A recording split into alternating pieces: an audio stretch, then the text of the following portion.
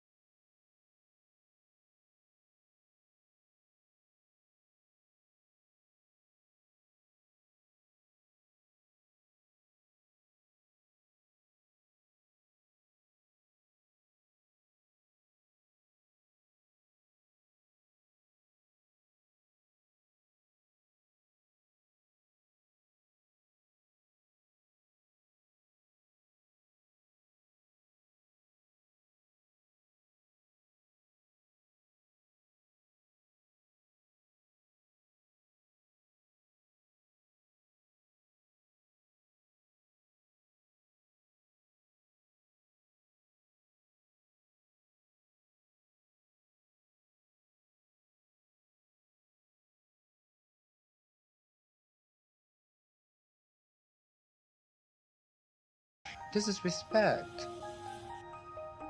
I'm on the Christopher Street Pier, or as it was called in Sylvia Rivera's day, the Christopher Street Docks. In the 1970s, homeless queer New Yorkers had been pushed to the margins of a hostile society. But it was here, on the physical margins of our city, that they found a home. Sylvia was one of those New Yorkers. She arrived here at the age of 11, where she immediately landed in the center of the gay rights movement. She befriended the legendary Marsha P. Johnson, protested at Stonewall, and led marches for equality. But even among the queer community, trans New Yorkers were excluded. Rivera and others were discouraged from walking in pride, their participation erased from Stonewall history. I believe in us getting our rights, or else I would not be out there fighting for our rights. This cruelty took a toll. Rivera developed a substance abuse problem and was often homeless. When she had nowhere left to turn, she would sleep here, waves lapping nearby. Yet no matter what hardships she faced, Sylvia Rivera advocated for others. She and Johnson founded STAR to house and feed trans kids. The Christopher Street Pier is like our city, a place of immense contradictions. It's where outsiders found belonging, and it's also where Marsha P. Johnson's body was found, the victim of a suspected murder no one was ever prosecuted for. But even amidst this, we can chart a clear path forward that makes our city inclusive. Since taking office, Donald Trump has waged a scorched earth campaign against trans people. The man with the most power has expended enormous energy targeting those with the least. New York will not sit idly by while trans people are attacked. We'll deploy hundreds of lawyers to combat Trump's hate, make New York City an LGBTQIA+ sanctuary city, and create the Office of LGBTQIA+ Affairs to allocate millions for youth and adult housing programs, as well as gender-affirming care. We can't bring Sylvia back, but we can honor her memory by building a city where trans New Yorkers are cherished. In a time of Governor's darkness, speaking out. Governor Pritzker is saying that this is an invasion, that Trump is invading his state. And Governor Newsom, Gavin Newsom of California, just came right out and said it. He said, America is on the brink of martial law. Do not be silent. Pritzker said, we must now start calling this what it is, Trump's invasion. It started with federal agents. It will soon include deploying federalized members of the Illinois National Guard against our wishes, and it will now involve sending in another state's military troops. And then our congresswoman here in Portland, Maxine Dexter, she said the president is abusing his power, attempting to militarize our cities. The power of the people must remain greater than the people in power. We need to show up in peaceful protest across the nation. Stay loud. She added, we cannot rest. The president is abusing his power, attempting to militarize our cities. Yeah. Meanwhile, Stephen Miller goes nuts. He says, The issue before us now is simple and clear. There is a large and growing movement of left-wing terrorism in this country. It is well organized and well funded and shielded by far-left Democrat judges, prosecutors, and attorneys general. The only remedy is to use legitimate, and then ... force, basically. But here in Portland, we've figured out how to respond. The naked bike ride is cranking itself up. Seriously, they sent out an email to everybody, and they've got 10 pieces of basic advice. No shame in wearing underwear. Wear sensible shoes. Hairy individuals should avoid duct tape. Bring a fanny pack. If you ride at night, you must have a white front headlight. Nudity in public area. I didn't know this. Nudity in public areas as a form of protest is protected under Oregon's Constitution. Photography is discouraged for obvious reasons. Touching and lewd comments and staring is not allowed. Ride carefully and buddy or go with the group. And finally, this right-winger, a professor at George Mason University's Scalia Law School, senior research fellow at the Heritage Foundation, Eugene Kontrovich, wrote an op-ed in which he's talking about how the International Criminal Court has already launched an investigation against Donald Trump for militarizing our cities. And, well, actually, his topic was killing the, we don't know if they were tourists or if they were fishermen or if they were out whale watching or whatever, all these people off the coast of Venezuela that we've been blowing up. And he's got advice for Trump on how to attack the International Criminal Court before they have him arrested. Wild stuff. In addition to bringing you the Thom Hartmann program here on Free Speech TV and Video Media Online, we also have a whole set of ways you can interact with us and tools you can use to spread the word about the importance of democracy and the threats to it in our republic. First, there's your daily homework. Sue Nethercutt puts together a daily email newsletter that has a link to every story I discuss on the air, so you can find my sources and you can share them with your friends. It's free and you can sign up at thomhartmann.com. Second, I publish my daily take every day over at the hartmannreport.com website. That's also free if you want the daily 5 days a week rant in your inbox. No ads either. Third, we have the podcasts. There's the free 1-hour version of our daily show that's advertising supported. You can find that wherever you get your podcasts normally. And then there's also the podcast of the entire 3-hour show with no advertisements, and that's available by subscription over at thomhartmann.com. So check them all out at thomhartmann.com and hartmannreport.com.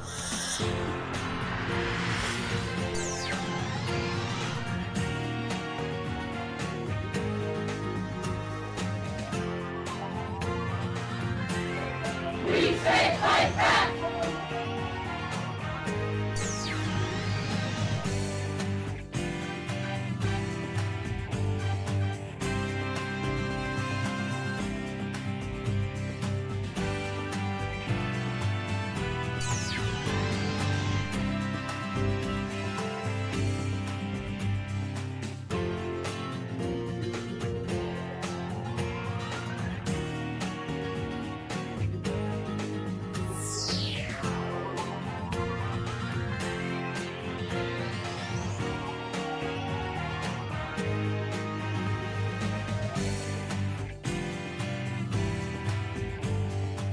Today we're reading from Alexis de Tocqueville's Democracy in America. This is an 1856 first English translation edition of this author. And but you can still get it online. A lot of different booksellers sell it. This is from chapter 11. What sort of despotism democratic nations have to fear? I had remarked during my stay in the United States that a democratic state of society, similar to that of the Americans, might offer singular facilities for the establishment of despotism. And I perceived, upon my return to Europe, how much use had already been made by most of our rulers of the notions, the sentiments, and the wants engendered by this same social condition for the purpose of extending the circle of their power. This led me to think that the nations of Christendom would perhaps eventually undergo some sort of oppression like that which hung over several of the nations of the ancient world. But it would seem that if despotism were to be established among the democratic nations of our days, it might assume a different character, different from the Roman Empire, for example. It might be more extensive and more mild.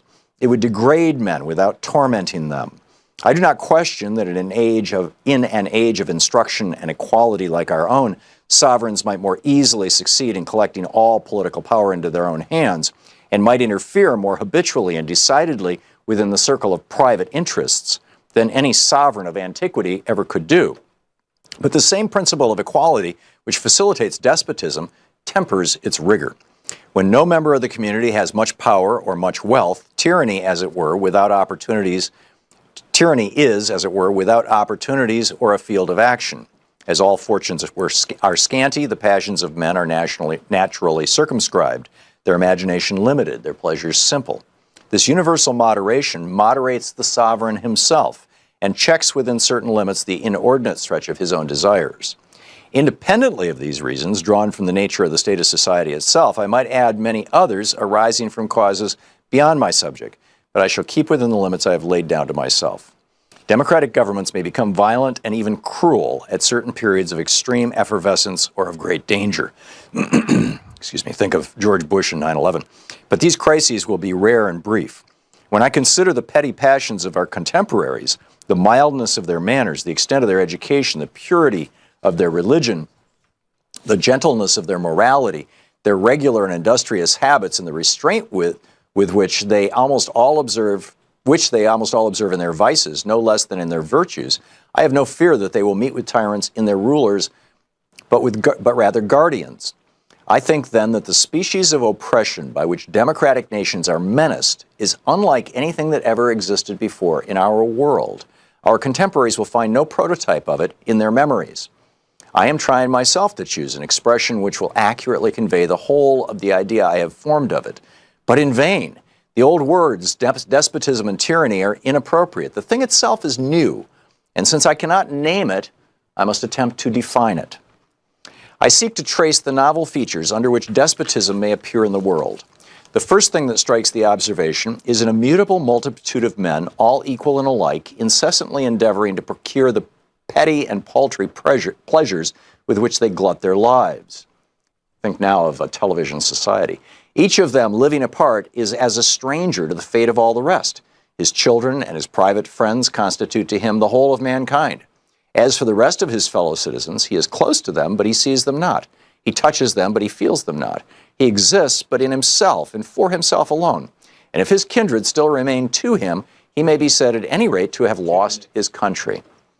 Above this race of men stands an immense and tutelary power, which takes upon itself alone to secure their gratifications and to watch over their fate.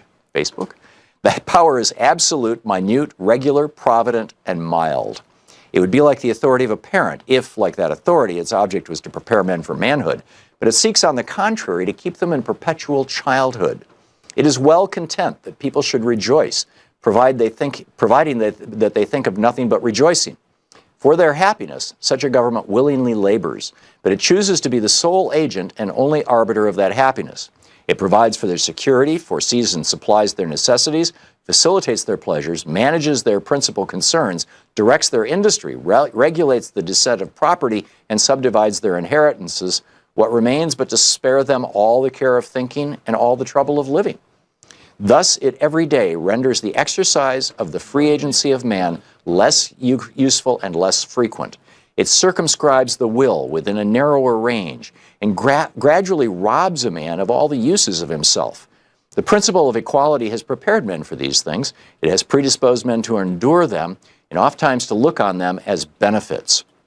I have always thought that the servitude of the regular, quiet, and gentle kind, which I have just described, might be combined more easily than is commonly believed with some of the outward forms of freedom, and that it might even establish itself under the wing of the sovereign of the people.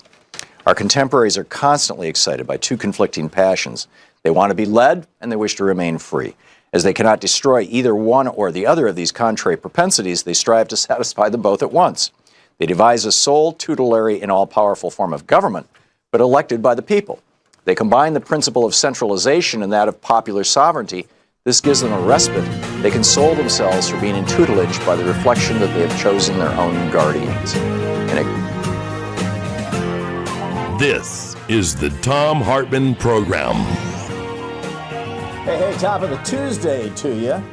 I'm on the road the rest of this week. Jefferson Smith will be in here Wednesday, Thursday, and Friday, just FYI. Everything okay? Where's your mic? Did it fall? I think I lost my microphone. Yeah, I did. There we go. Sorry about that. My microphone fell off my sweater. And I will reattach it. There we go. Now you can hear me? Thank you. All right, I'm going on book tour tomorrow. I'll be in San Diego. I'll be in Chicago tomorrow. That event is all sold out. I'll be in San Diego on the 17th. I believe that is Friday. Yeah.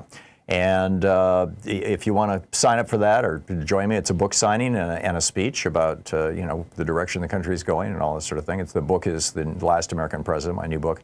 News.knsj.org is the website to sign up. You have to sign up in advance to show up. And then the following day, on October 18th, No King's Day, we're going to have a special No King's Day presentation. Greg Pallas will be joining me in both San Diego and Los Angeles. That'll be in Los Angeles with our affiliate KPFK. And for reservations, go to kpfk.org for that one. So a lot to talk about today. Why are airport managers risking their jobs to air Republican propaganda? Also, is the world premature in celebrating the Israeli Gaza peace deal? And is this Joe Biden's deal? Joe Biden, you'll recall, had offered a deal to Netanyahu that Netanyahu basically turned down at the suggestion of Donald Trump, apparently. And it looks like that's the same deal. Well, I'll tell you all about that in a few minutes. Also, ICE blocked an ambulance, for God's sake. This is a wild story here in Portland. In the second hour of our program, Donald Trump confesses that he wants to turn America into a military dictatorship. Yes, he came out and said it yesterday. We'll talk about that. Also, the small cracks of dissent that are emerging in Trump's Republican Party. Some of them are standing up to him. Mike Johnson's giving away the game. By the way, just a few minutes ago on TV, he just said, "This is not your father's Democratic Party. These people are communists, and they're openly about, they're open about it." Really? They are getting desperate. They are freaking out. So anyhow, but the real game that Johnson just gave away is that whenever they negotiate with the Democrats, they intend to just undo it as soon as it's done. I'll give you the details on that in the second hour. In the third hour of our program, the hidden cost of great wealth revealed over at the Wisdom School. Also, in a moment of rare courage for a Democrat, basically at the same day that California Governor Gavin Newsom vetoed legislation that would have protected trans people in California, vetoed it, a cowardly act, bowing to these so-called consultants in the Democratic Party who say, oh, just abandon the trans people. At the same time that's happening, Zohran Momdani just recorded a 2-minute, I guess you could call it a commercial. It's a history of the trans movement in New York City, and it's beautiful. I will play it for you in the third hour of the program. I think you'll find it absolutely fascinating and a little heartbreaking. So some rare political courage there from soon-to-be Mayor Momdani, I'm pretty sure. But to start off, something weird's going on here. There's a half a dozen airports that are refusing to run a video that the Department of Homeland Security is pushing down through to them. It is Kristi Noem, the puppy-killing DHS head. Her boyfriend isn't alleged boyfriend. Corey Lewandowski is not in the shot, but I'm guessing he's following her around. But she's talking to the camera, and she says that Democrats shut down the government and TSA workers are working without pay, but we're working hard until the Democrats open the government back up. Now, first of all, this is just simply a lie. If the Republicans wanted to open the government tomorrow, or today for that matter, I mean, it's a weekday, they could do it. They could easily do it. All John Thune, who's the Senate Majority Leader, kind of the new Mitch McConnell, all he would have to do is put forward a simple resolution, a change to the Senate rules that suspends the filibuster for one day, for one piece of legislation, for this particular continuing resolution. And then the filibuster snaps back into force. Now, Republicans have done this repeatedly. They haven't done it for continuing resolutions, but they've done it for Supreme Court justices. They've done it for federal judges. They've done it for Trump administration appointees. They did it for Rex Tillerson. They did it for Betsy DeVos. They could do this. They know how to do it. It's not a big deal. I mean, it's unusual, but it's not the end of the republic. I mean, the filibuster's not even in the Constitution. The filibuster was invented long after Thomas Jefferson was dead. And, well, actually, long after he was president. But in any case, I need to fact check myself on that one. But the bottom line is, number one, this is propaganda. And it's propaganda with a lie in it. Political propaganda. And number two is the political part, and that's what's so important. There's this law called the Hatch Act that says that if a government employee uses government-owned property, in this case, airports.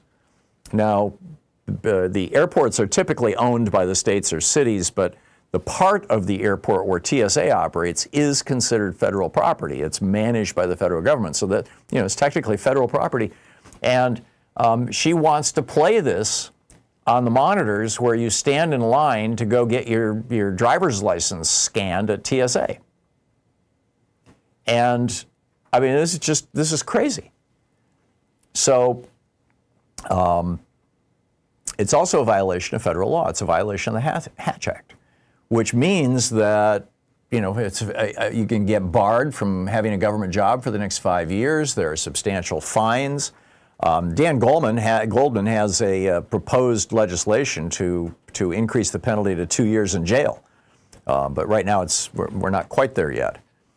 But so here we have this clear violation of the law that is being pushed down by the nation's most senior law enforcement officer, the head of the Department of Homeland Security, breaking the law right in front of all of us. And a bunch of airport managers. Now, see, it's not just Kristi Noem who could be barred from government service for 5 years and pay a fine and all that sort of thing. And not just the people who produced the video and the people in her chain of command who distributed it to all these airports who could lose their jobs and be barred from government work for 5 years. It's also the people who manage these airports. And they don't want to risk their jobs. They don't want to risk their careers and their futures. So according to the Washington Post, Buffalo, Charlotte, Cleveland, Los Angeles, Phoenix, Seattle, and Portland airports have all said, no, sorry, Kristi, we're not going to run your thing. And in two of those cities, they have explicitly, Portland being one of them, they have explicitly said, we're not going to do this. It's a violation of the Hatch Act. This is what the management at the Portland International Airport told our local ABC TV station here. They said, their spokesperson said, quote, "We believe the Hatch Act clearly prohibits using public assets for political purposes and messaging." I think the bigger issue here is that the Trump administration is basically saying, we don't care about the damn law. We are lawless. We are above the law. We are the ones who decide what is and is not legal, not the old, not legislators, not the not the courts and all that. And that's a terrible, terrible precedent. They are normalizing law breaking, and which shouldn't surprise you. I mean, the guy who's the president right now has been convicted of 34 felonies, not to mention being an adjudicated rapist. So it shouldn't surprise us that his people are gleefully breaking the law, but it's still a horrible, horrible thing. So, are the other airports around the country going to continue to roll over for Kristi Noem? Is she going to back off? Stay tuned. This is the Thom Hartmann Program. 15 minutes past the hour, back with more of the news of the day and your calls in just a minute. Stick around.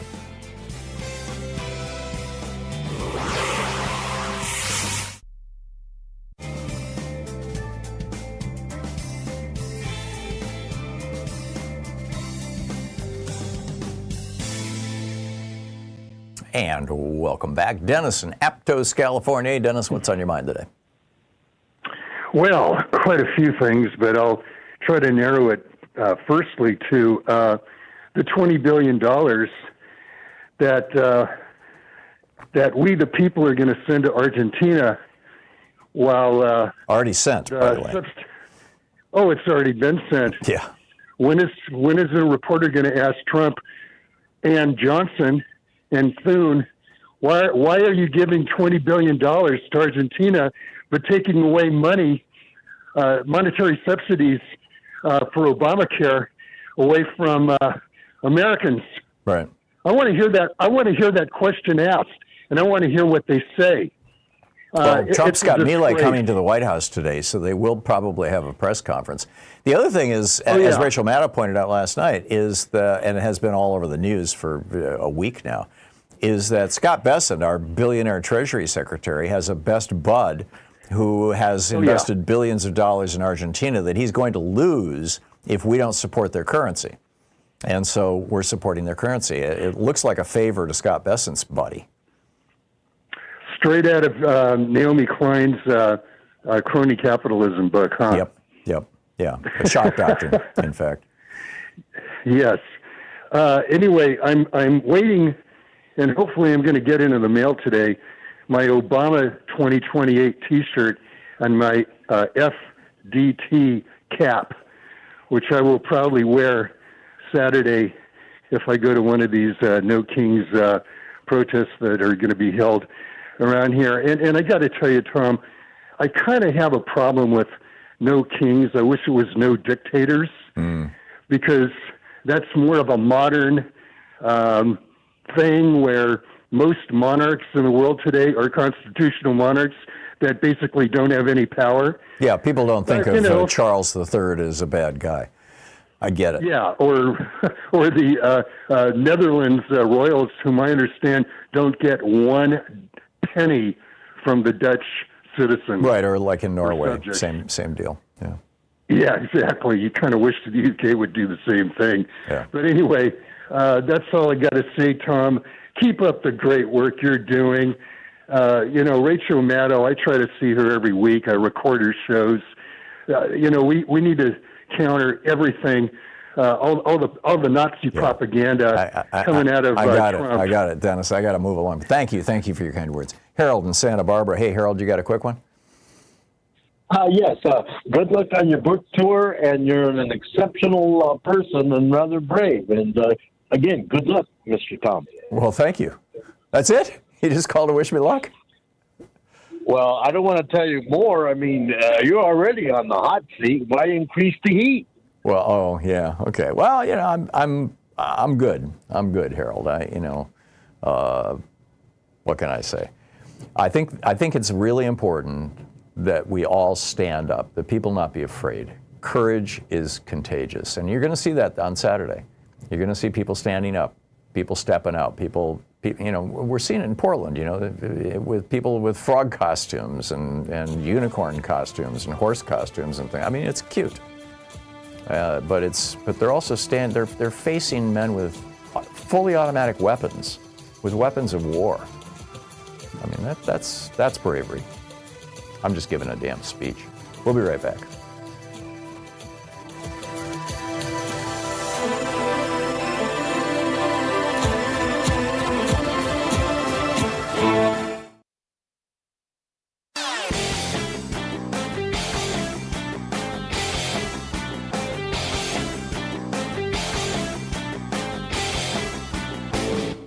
Change starts with you. You can be calling your Democratic or Republican representatives to let them know what you think by calling 202-224-3121. It's the Capitol switchboard. It'll get you right through to them.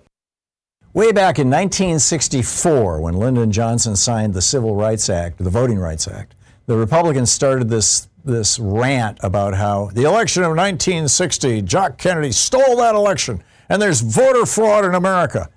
And it became a thing. They started this thing called Operation Eagle Eye. William Rehnquist was running it in Arizona, trying to intimidate Hispanics and African Americans into not voting, essentially.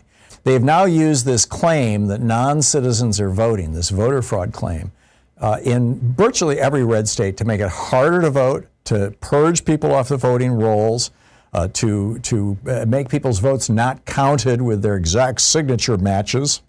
It's a scam. It's a grift that they've been running for 60 years, and the American media won't call them out on it. There's a whole piece about it called Trump and the GOP's Big Lie 2.0 over at HartmannReport.com. Please check it out. You'll find it fascinating. Well, I turned on the news at the airport gate, and there she was smiling a little too late. Christy Noom on the screen talking shutdown lies while her puppy's ghost howls from Dakota skies. Now the airport man says it's just a PSA, but the Hatch Act says, boy, that's not okay. They're playing politics on taxpayer time, broadcasting spin as if it's fine. Oh, Christy Noom with your outlaw charm, you shot your dog and you broke the farm. Now you're flying high with your airport crew, risking your jobs for the party view. She's got airports humming her partisan tune under lightning bolts and a blood-red moon. But the law don't bend for a governor's grin. You can't keep your job when you play that spin. They say politics ain't worth your pay, but the Hatch Act says you might lose it today. Oh, Christy, Christy, your puppy done knew that power corrupts and it's coming for you. Now the planes are flying through a stormy sky, and airport folks might wave goodbye. So next time you're flying and you see that screen, remember, the paycheck's tied to keeping it clean, even for Christy New. There you go, 23 minutes past the hour. So two pieces to this deal that's got all the media going about Donald Trump has finally brought peace in our time into the Middle East. The first is this interesting piece Dean Blundell published this morning. He's the Canadian political commentator. Dean Blundell, BLUNDELL.substack.com is his website. And he's pointing out that back in 2024, when Joe Biden was president, he presented a peace deal to Bibi Netanyahu that is virtually identical to the one that got signed yesterday. And Donald Trump went to Bibi and said, don't do it. And so Bibi hemmed and hawed, and it was called the ECHCT, the ECTAC deal, over a year ago. And in the meantime, tens of thousands of Palestinians, 20,000 Gazans, died between the time that Trump told Bibi not to sign Biden's peace deal and yesterday when they did sign Biden's peace deal with Trump's name on it instead of Biden's. Number one. And the second thing that I would like to point out to you, and that is not being reported widely in the media, is that this 20-point peace deal, I mean, basically 1 point of the 20 has been fulfilled, which is that the hostages, the living hostages, have been released. Arguably, a second point is being fulfilled, that they're allowing food aid to come back into Gaza.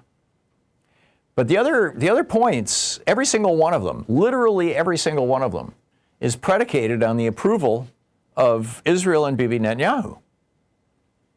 If, for example, delivering the bodies of the dead Israelis who were kidnapped, in that horrible raid on October 7th, many of those bodies, apparently, they have no idea where they are because they were in buildings or in tunnels that got bombed and collapsed, and they're just, along with tens of thousands of Gazans, they're just buried under tons and tons and tons of rubble.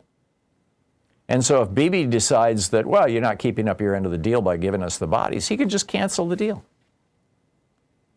I mean, if he doesn't, there's this apolitical Palestinian group that is supposed to be set up to kind of administer day-to-day operations.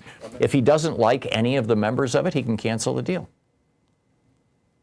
The agreement is also a real estate developer's wet dream. I mean, quote, a Trump economic development plan to rebuild and energize Gaza. Many thoughtful investment proposals and exciting development ideas have been crafted. Really? We're back to, Trump wants to build a hotel and make this the Riviera of the Mediterranean. Another, opportunity for his boys to make another $1 billion. And then there's the fact that this whole deal was cut with very little input from the Palestinian people. Now, this is the one kind of small difference with the Biden plan. The Biden plan actually involved the Palestinians. But it's going to be overseen by this Board of Peace that is supposed to be headed up by Donald Trump and Tony Blair. And again, if Bibi doesn't like anything they say or do, he can just pull the plug. The only real solution here is a two-state solution. And this deal does not provide for that explicitly. I mean, it may arguably lay some of the foundations for it, and to that extent, good. But broadly speaking, it's wonderful that the 20 hostages are back home. God bless them. But this is not even the beginning. This is the beginning of the beginning.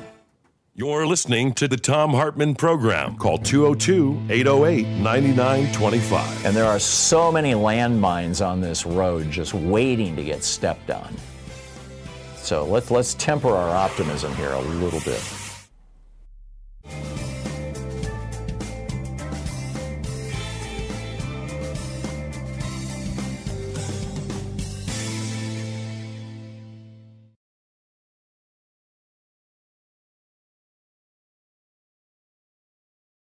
Today in the Thom Hartmann Book Club is Separated by the Border, a birth mother, a foster mother, and a migrant child's 3,000-mile journey by Gina Thomas.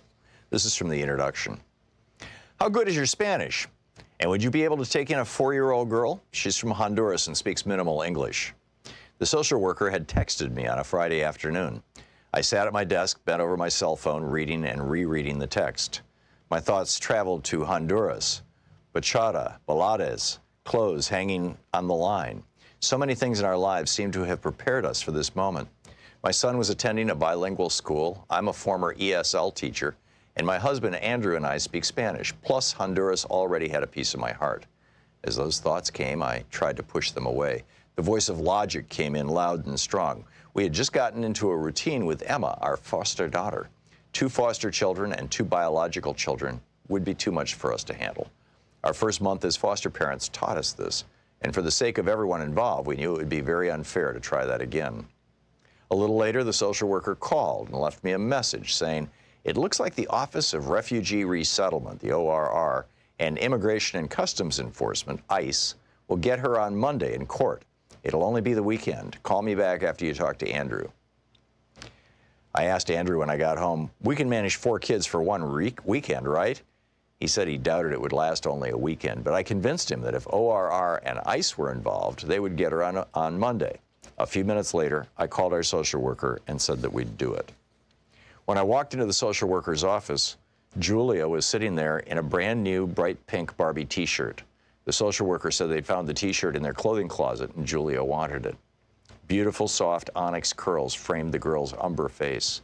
Her dark complexion made me speculate she was from a coastal region. She stood in dirty flip-flops next to the social worker's chair, chit-chatting away in Spanish without a care in the world. Julia's been talking my ear off, the social worker said. She's so sweet, but I have no idea what she's saying. Another worker brought in a black tote bag with a few other items from the clothing closet, including a pair of sequined high-top sneakers that Julia had picked out. I began to speak to Julia, pronounced Julia, in Spanish. She seemed happy to hear her mother tongue, but her body language didn't budge. I read that signal loud and clear, so I kept my distance and sat down on the floor. ¿Cómo se llama? I asked. Julia. ¿Cuántos años tienes? How old are you? 4. She looked older than 4 to me. I had been told her parents were deported and she was left behind. She was under federal jurisdiction. I would find out later this was all misinformation. I signed some papers and said, we'll see you on Monday. I asked Julia if she would come stay with me and my family for the weekend. She smiled. I told her I had 3 other kids. Her eyes expanded with excitement. On the drive home, she jolted my Spanish from its slumber. The social worker wasn't kidding about how much this little one talked.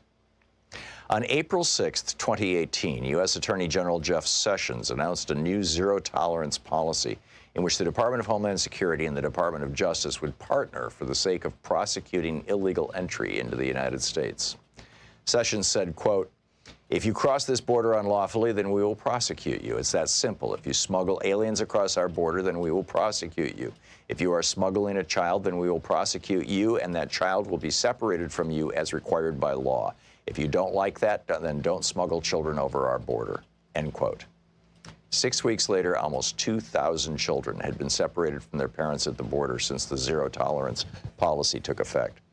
When Sessions announced the administration's new policy, I couldn't comprehend the cruelty. I also wondered if it explained why a preschooler was living under my roof. Julia had come to live with me and my family in February of 2018, and it felt surreal to be a part of her story.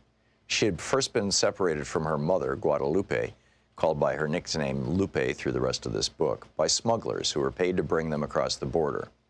Julia had then been separated from her stepfather, Carlos, by U.S. Customs and Border Protection, likely because what was recognized by the Honduran government as stepfather was not recognized by the U.S. government as the same, a detail I didn't understand until an immigration expert read the first draft of this book and explained it.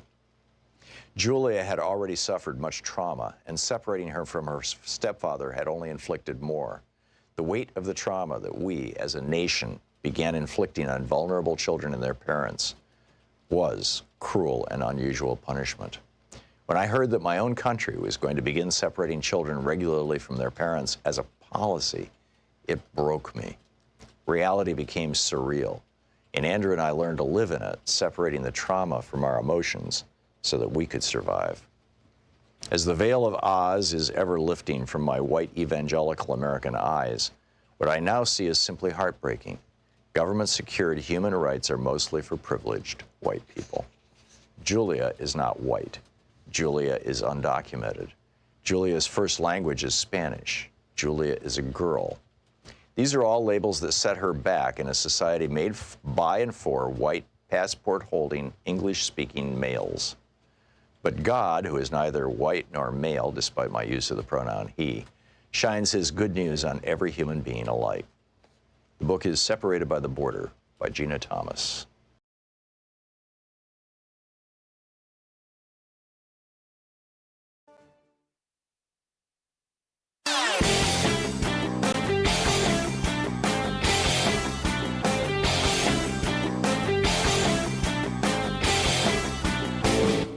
Did you know that every weekday we send out an email before the show giving you all the topics coming up so you can be fully informed and ready to interact with our program? Or that after the show we send out Sue's Stack, a list of every topic I've discussed along with clickable hot links to every source of information I've shared with you on the air? It's all completely free and available over at thom.tv, THOM.tv. Check it out.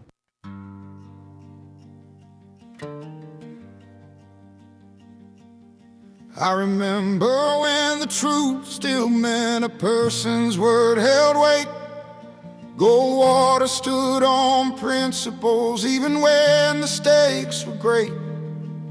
But now the truth's been buried under shadows cold and sly. A party lost its compass to the needle of the lie. The GOP's addiction to the lie, selling poison to the people while the truth just walks on by. What once was conviction has withered and died. All that's left is the fire hose, the GOP's addiction to the lie. Speaking of which, welcome back, 36 minutes past the hour. This is Mike Johnson just a few minutes ago in the House of Representatives, absolutely hysterical about the danger to federal agents of naked people riding bicycles in the rain in Portland on, what was it, Friday of last week, I think, or Saturday? It was Saturday. Saturday, we had the naked bike ride to protest ICE, and they rode these naked people. Some of them were in animal costumes, too. Naked people. Here's, just get this. This is the Speaker of the House of Representatives, the number 3 guy in line for the presidency. Just listen. risen to that level. What I've seen is the abuse of law enforcement by radical leftist activists. Most recently, the most threatening thing I've seen yet was the naked bicyclers in Portland who were protesting ICE down there. I mean, it's getting really ugly. It's getting really ugly. Oh, my God. Oh, man. I am sorry. I just can't. Oh, God. Are the American people taking these people seriously? I mean, outside of the threats, obviously, the threats are bad, but really? So what's on your mind? Michael in Chicago. Hey, Michael, what's up? Yes. I like to talk about the important issue that a lot of 17-year-old kids can vote in these primary elections in 21 states in the United States. Now, most people think that to vote in any election in the United States, you got to be 18. Everybody's talking about 18 years old. But people don't recognize that many states have lowered their voting age for primary elections. In 21 states, a 17-year-old can vote in the primary election, but the catch is this. Here's the catch. They have to become 18 years old before the general election. Correct. That's a requirement, Yeah. you see. Yeah. And that wipes out about half of them. But still, there are a large number of 17-year-old kids who will become 18 before the general election. Then they could vote in the general election. They can vote in the corresponding primary election also. Yep. Now, I think the progressive community should welcome this. We should welcome these laws and talk about it and advertise it because it is the law of the land. The extreme right-wing Republicans, they're taking advantage of this. They're getting their 17-year-old kids voting.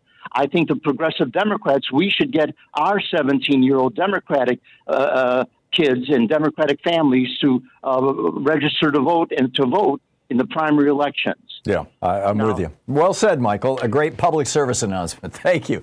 Nicholas in San Cristobal, Mexico. Hey, Nicholas, what's on your mind today? Hey, Tom, long time. Back from a month in Lexington, Kentucky. Glad to be home again here, safe in Mexico from all the madness. Mm-hmm. I'll race through these two things real quickly. The last one is like a 10-seconder. One of your moderators on your YouTube channel, Connor Arroyo, linked me up with a 23-minute video, which I am recommending to you, although I suspect you read the book originally. I'll get right to it. But everybody else needs to listen to this. This is jaw-dropping stuff, seriously. Carl Sagan, while he was dying, wrote his last book, The Demon-Haunted World. Did you read it back in 1995? I did not read the book. I am familiar with it, though. It's where he goes into the whole thing about the war on science by religion. Absolutely. That's exactly what it's about. And it goes further as well. But that is primarily the thrust of the book, apparently. Yeah. And this 23-minute video, trust me, is an extraordinary synopsis of the book, it seems, with lots and lots and lots of direct quotes. Everybody... I mean, he predicted, that they're going to be going after vaccines 30 years ago now, that, faith is more powerful than fact-based science, and that they're going to go after education. Any of this sound familiar? Oh, yeah. Oh, yeah. Well, this is nothing new. I mean, Scopes monkey trials. This has been going on for a long time. Salem witch trials. It's been going on for a long time. Anyway, everybody's got to go to YouTube. Yeah. The Demon-Haunted World, Carl Sagan. It is jaw-dropping. Okay. And one last thing, the same moderator, Connor Arroyo, said during a phone call, just out of the blue, he happened to say this. If they're so hell-bent on finding Antifa everywhere under every woodpile, just pay a quick visit to our National Arlington Cemetery. They'll find all the Antifa they need. There you and go. If they want to beat them with their baloney, dig them up and beat them and have a good little picnic day of it at Arlington. There you They're go. all there. There you go. And thank you to you, Nicholas, and Connor Arroyo, and the other volunteers who man or staff, I guess is the word these days. Now staff listen, our I'm not much help anymore YouTube because chat of room. my macular degeneration. I can't read the chat, but I do otherwise what I can. Okay. Well, thank you, Nicholas, and thanks for the call. Bless you for all that you're doing. Your reporting lately has been absolutely the best ever. Thank you. Thank you. You're a miracle worker. Me and a team of good people, particularly Louise and Sean. Thank you, and Nate and Jeremy and Mateo. Thank you. It's quite a crew you got, kiddo. It is. Thank you, Nicholas. Byron in Baton Rouge, Louisiana. Hey, Byron, what's on your mind today? I don't know. A lot of people don't know about this because the mainstream media doesn't report it, but the undocumented aliens contribute to Medicare, but they don't receive any of the benefits. That's true. So Social Security, too. And Social Security, that's right. So they're the ones that are being screwed. This is actually free money that Medicare is getting from undocumented aliens because, again, they contribute, but they can't receive any. And it's a mind-boggling amount of money. I mean, I would have to look up how much it is, but it is tens of billions and perhaps hundreds of billions of dollars. You know, it's just some mind-boggling amount of money. In 2022, they contributed nearly $26 billion in Social Security taxes and $6.4 billion in Medicare taxes. Thank you, Byron. And so they can't receive any services by law, but yet they contribute. So they're the ones that are being screwed, not the U.S. citizens. And it's free money, basically, for that the government is getting from these undocumented immigrants. Yeah. And again, the mainstream media doesn't report this. I get that. It's not a reason to allow anybody to come into the United States without documentation. We still need to have, reasonable controls on who's in the country and who's not. That's every country does that. That's not an unreasonable thing. But this hysteria around these people, oh my God, the Democrats are shutting down the government so that they can give health care to illegal immigrants, which is just a lie.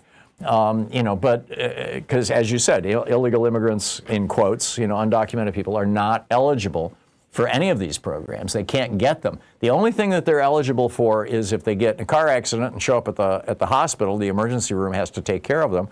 And that was a law that Ronald Reagan passed in 1986. That, it was Reagan's way of stopping the move in the 80s toward a national health care system, toward Medicare for all. So, he said, we're going to give health care to everybody in America, no matter who they are, no matter where they came from, no matter what their circumstances.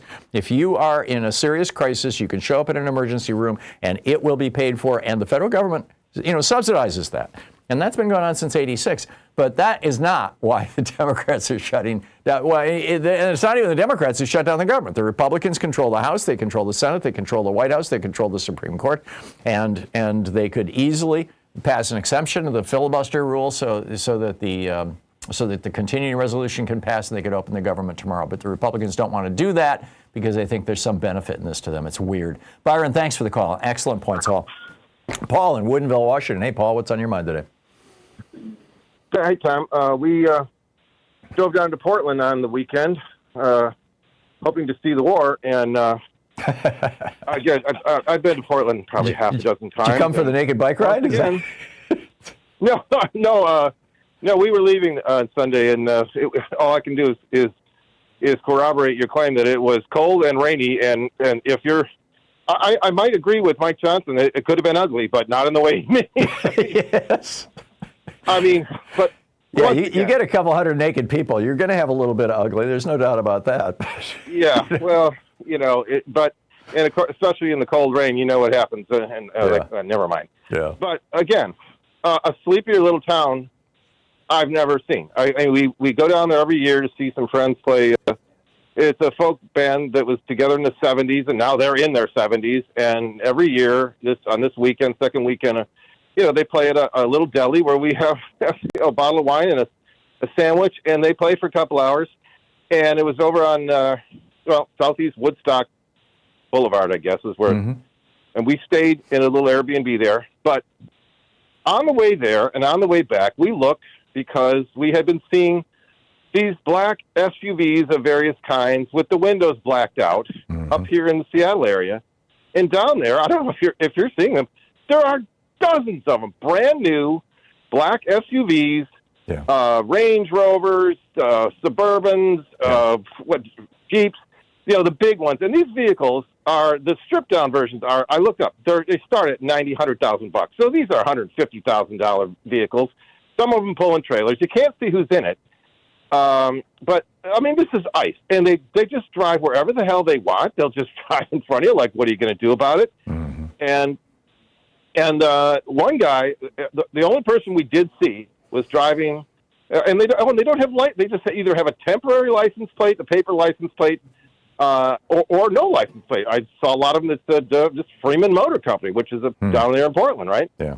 I think. So I don't know. I don't know if these are rentals, but they're not rentals. If they were rentals, they'd have license plates. Yeah, that's probably. And ICE has this massive budget. I mean, they've got a larger budget than the FBI now. They don't know how to. They are not capable of spending all the money Congress gave them. Well, exactly. The $175 billion. Well, this is what really pees me off, is because just the cost of all those, just the vehicles alone. And then we did see one person, a guy was driving with his window down on the way back on Sunday, kind of in the Portland area. And you start seeing the ones that are from Portland as you start coming down into Vancouver from what, when we came down and started hitting the Vancouver area. Then we started seeing all these vehicles. And the one guy, I don't know. I should, discriminate or prejudice based on looks. But let me tell you, I've never seen a guy in this. Paul, you just went silent. I think you might have hit your mute button by accident. Well, I can't hear Paul, and Paul, if you can hear me, I would remind you of what Abraham Lincoln said. One of his generals once came to him and said that he didn't like the look of another man, and Lincoln said that to the general, and the general said, but he was born with that face. You shouldn't pick on him for how he looks. And Lincoln said, no, you're born with the face you're born with, but by the time you're an adult, you have the face that you've made. Can you hear me? And yeah, now I can, Paul. I'm sorry, we're hitting the break. You got a quick one? Yeah, okay. Sorry. That's all right. Anyway, that's the point. The point is that they're all over the place. Yeah, I get it. I've been hearing reports like that. I haven't seen any, but I don't drive around Portland that much. So, Paul, thanks a lot for the call. We'll be back with more of your calls in just a moment. Stay tuned. It's 47 and it's almost 48 minutes past the hour. You're listening to Thom Hartmann. Visit ThomHartmann.com for audio and video archives. It's the place where smart people get their news. We'll be right back with more of your calls.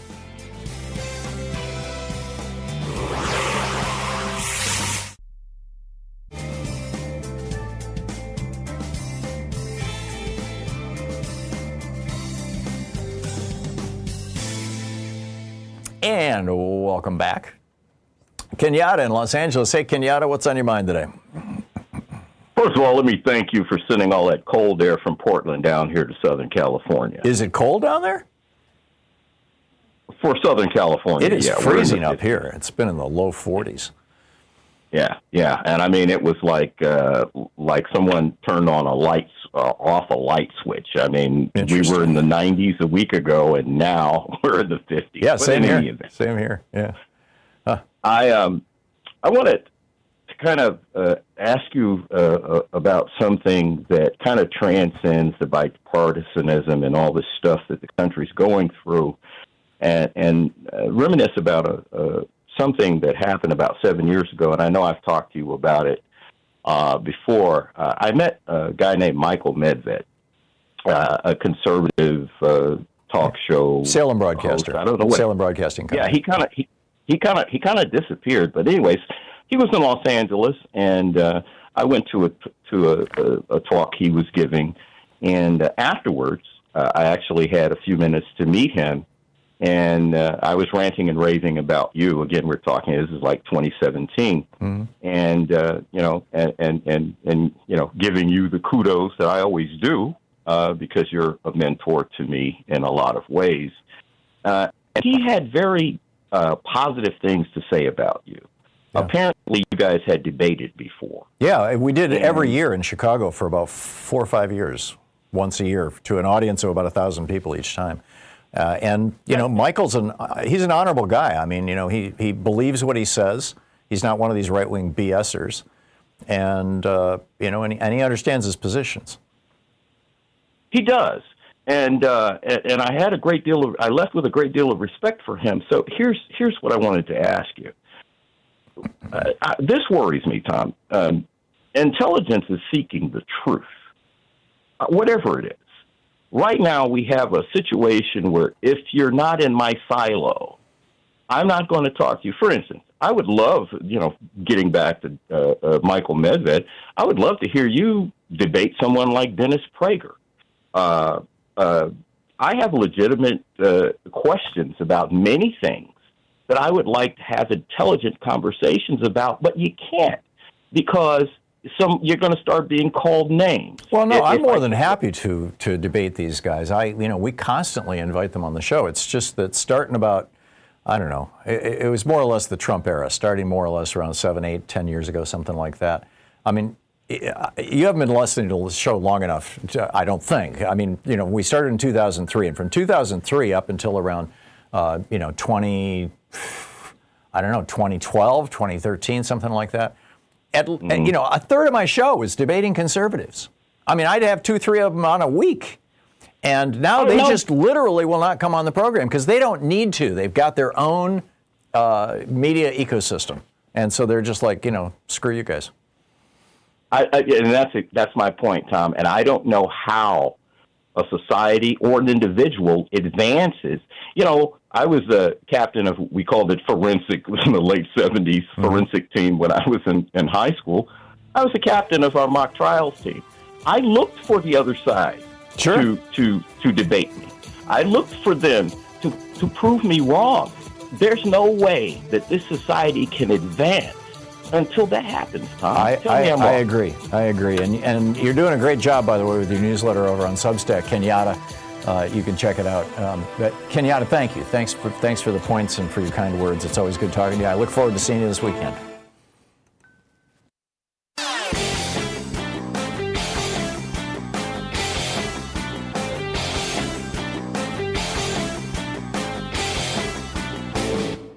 Hey, thanks so much for sharing our program and for reaching out to our stations and sponsors and letting them know that you're listening. It really means a lot to us.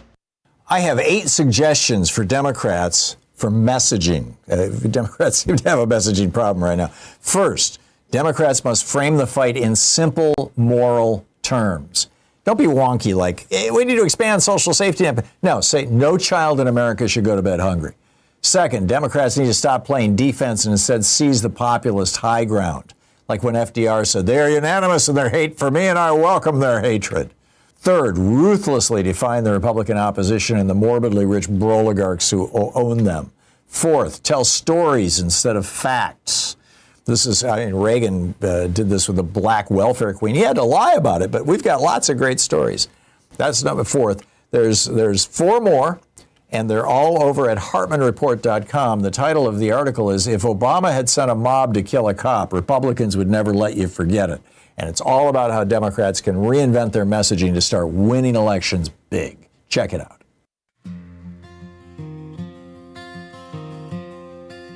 Four minutes past the hour, picking up your calls here. Dave in Federal Way, Washington. Hey, Dave, what's up? Hey, not too much. As usual, Kenyatta was right. Intelligence. I know he wasn't talking about the military discipline of intelligence. He was talking about intelligence in general. Yeah, it is human intelligence. It is seeking. Yeah, he's seeking the truth. And I don't know everything, Tom. I make mistakes, like with you, and I owe you an apology. I think a lot of times, subconsciously, I'm trying to get you to see this movie script to House of Dynamite. If you haven't seen it, I recommend you watch it. You'll be like, yeah, that's what Dave's doing. He's trying to get me to believe in the House of Dynamite. The other thing is look, we don't, if you're like skeptical about this deal with Hamas, or if you are actually, well, maybe I misjudged Trump. Both of those things are legitimate because we as human beings do not like to see wanton cruelty on non-combatants, what we refer to as non-combatants, okay? Collateral damage. We don't want to see that. It's heart-wrenching. But I was an intelligence professional. I have to look at the facts, okay?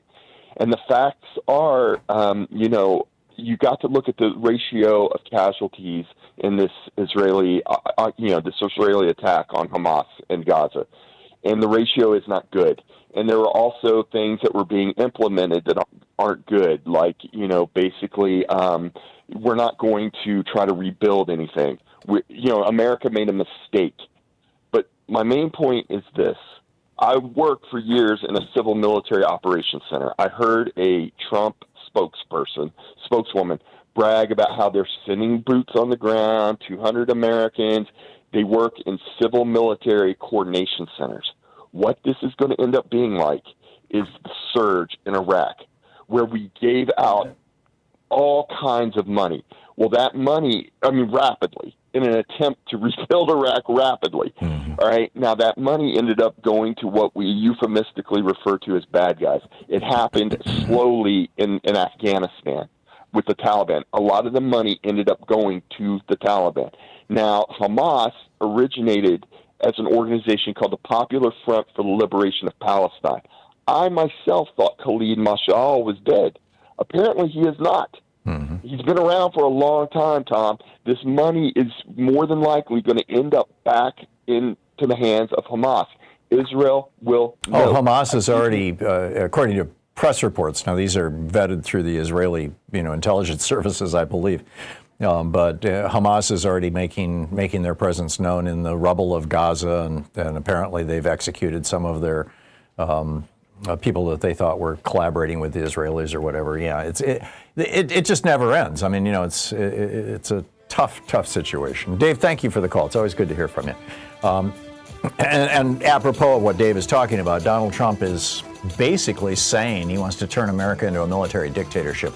I'll give you the details on that on the other side of the break. It's actually pretty shocking stuff.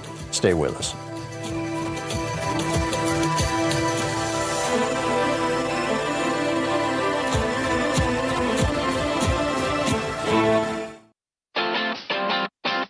You're listening to Thom Hartmann.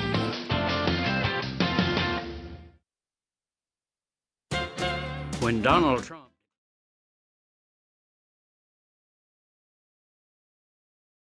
In addition to bringing you the Thom Hartmann program here on Free Speech TV and Video Media Online, we also have a whole set of ways you can interact with us and tools you can use to spread the word about the importance of democracy and the threats to it in our republic. First, there's your daily homework.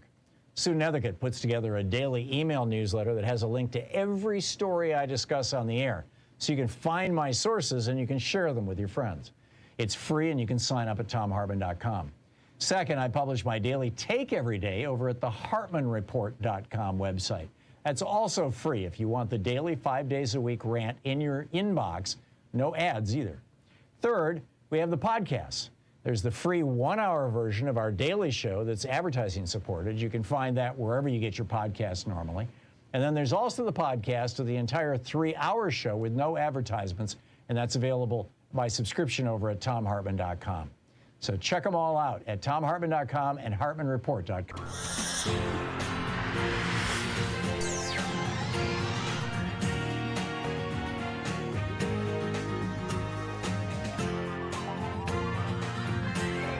We say fight back!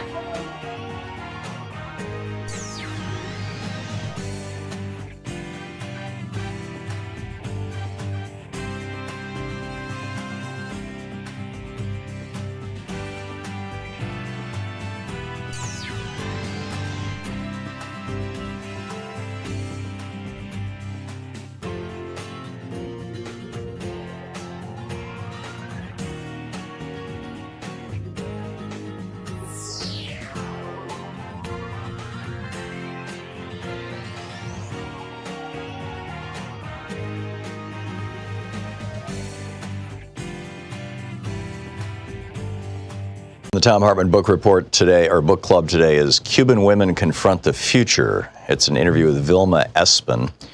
Vilma Espin was the president of the Federation of Cuban Women since its founding in 1960, and was the chair of the Commission for Social Prevention and president of the Infancy Institute and the International Federation of Democratic Women. And it's a long-form interview, actually, the book. So the first question: what does socialism mean in the lives of a Cuban family, and in particular, Cuban woman? Vilma Espin. For the Cuban family, especially the woman, socialism has meant an enormous improvement to the quality of life and personal development. We should remember that until January 1st, 1959, in our country, hunger, poverty, exploitation, repression, and dependence reigned. The revolution opened up new horizons in the economic, political, and social fields, and amongst its key principles is the defense of equal rights for all human beings. The constant struggle to make ends meet disappeared, and with it the antagonism between people competing for the crumbs that could help them escape the tragic destiny that awaited the majority. Thus the family, the basic cell of society, could develop in a rounded way. Our revolution assured all Cubans the chance to exercise each one of their inalienable rights. Each citizen is assured that food prices are reasonable and that education and medical services are free. The state makes a systemic effort to improve living standards to the extent that it is permitted by the tense battle for development that we wage under blockade and constant imperialist threats. Child care facilities have been created to provide care for the children of tens of thousands of working women from the age of 3 months to 6 years. Services to lighten domestic work have been created. Hundreds of thousands of students have also received free lunch at day school and all their meals at boarding school. Hundreds of thousands of workers also receive their meals at a moderate price in their workplace. More industrial laundries and dry cleaners have been established, and more domestic labor-saving devices are available with preference in acquisition and cheaper prices for workers. Huge resources are dedicated to housing construction in urban and rural zones. We also try to guarantee recreational facilities and spiritual enjoyment to all the population. Of course, the possibilities are exciting, but also what we have achieved to date, considering our limitations, is already vastly superior to what families experienced in the past. Social Security provides an income for those who cannot work. As far as women are concerned, equal rights have certainly changed their position in the family and in society. A woman's participation in social production, because it implies her financial independence, has altered her dependent position in the marriage and allowed a change in her ideas, in the way she looks at life. The laws that govern family relations, such as the Family Code, are based on equality and guarantee the right of members of the family to participate in society, to work, study, and to responsibly educate the children in line with our revolutionary principles. This does not mean that we achieved all that we aspire to. We still have problems of a material nature to resolve, which are directly related to our economic development. There is still the need to eliminate backward ideas that some people hold, men and women, with respect to the role that each person should play within the home, the nature of the socialist family and the relationship between a couple, ideas which work against the full participation of women in the building of a new society. Obviously, the economic security guaranteed by both men and women having access to work, free health care, and education, the obvious satisfaction and confidence in oneself that equal opportunity and the chance to fully develop to the extent of one's talents, intelligence, and aptitude offer to each person, the constant motivation and emotional stability that comes from feeling useful, recognized, and dignified as a human being. Everything that socialism has brought to us undoubtedly fulfills the deepest desires of a family, particularly the woman, who until just a quarter century ago was exploited, oppressed, and marginalized in the family and in society. Question: what is the primary concern in Cuba, work or the human being? What place do women occupy within this concern? Velma Espin: in Cuba, a country that is building socialism, the highest aim is human happiness, based on respect for the fundamental human rights of each person. That includes full social equality to education, healthcare, work, and professional training, with the chance to employ all of one's faculties to take an active role in society and to help develop that society, to create the material and spiritual basis for a full, harmonious life, where the highest qualities of both men and women flourish. To reach those aspirations requires work, talent, dedication, and willingness from everybody. It requires constant scientific and technological innovation to assure economic and social development. Thus, each member of our society, along with the right to work and all the benefits brought by the revolution, has acquired the duty to help create the economic basis necessary for such advantages. The building of a new society and the fulfillment of new aspirations could not possibly be achieved except on the basis of work and the willingness of the whole population. And the people work with enthusiasm because work is the means for creating wealth and goods for all to enjoy. Work that is free from exploitation does require a new dimension, a quality that stimulates and produces satisfaction. To feel that you are useful and are creating your destiny, to project yourselves toward the future through your work, to cultivate the future. In a speech in January 1964, Che Guevara said that when each Cuban viewed work as a vital expression of their human creativity, technology, technique, and inventions would proceed apace, and all would participate with an uncontainable force in building the new society. The book, Cuban Women Confront the Future, by Vilma Espin.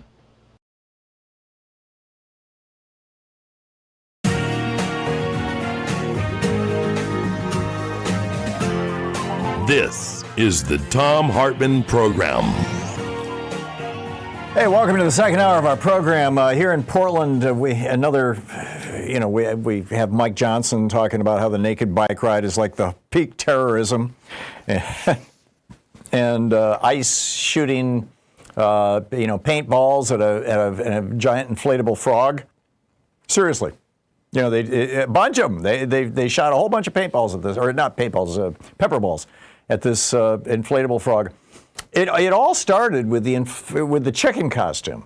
When Kristi Noem came to town, there were 8 protesters and a guy in a chicken costume. And the guy in the chicken costume, he's 26 years old. He's fairly outspoken. Willamette Week, our local, weekly newspaper, interviewed him.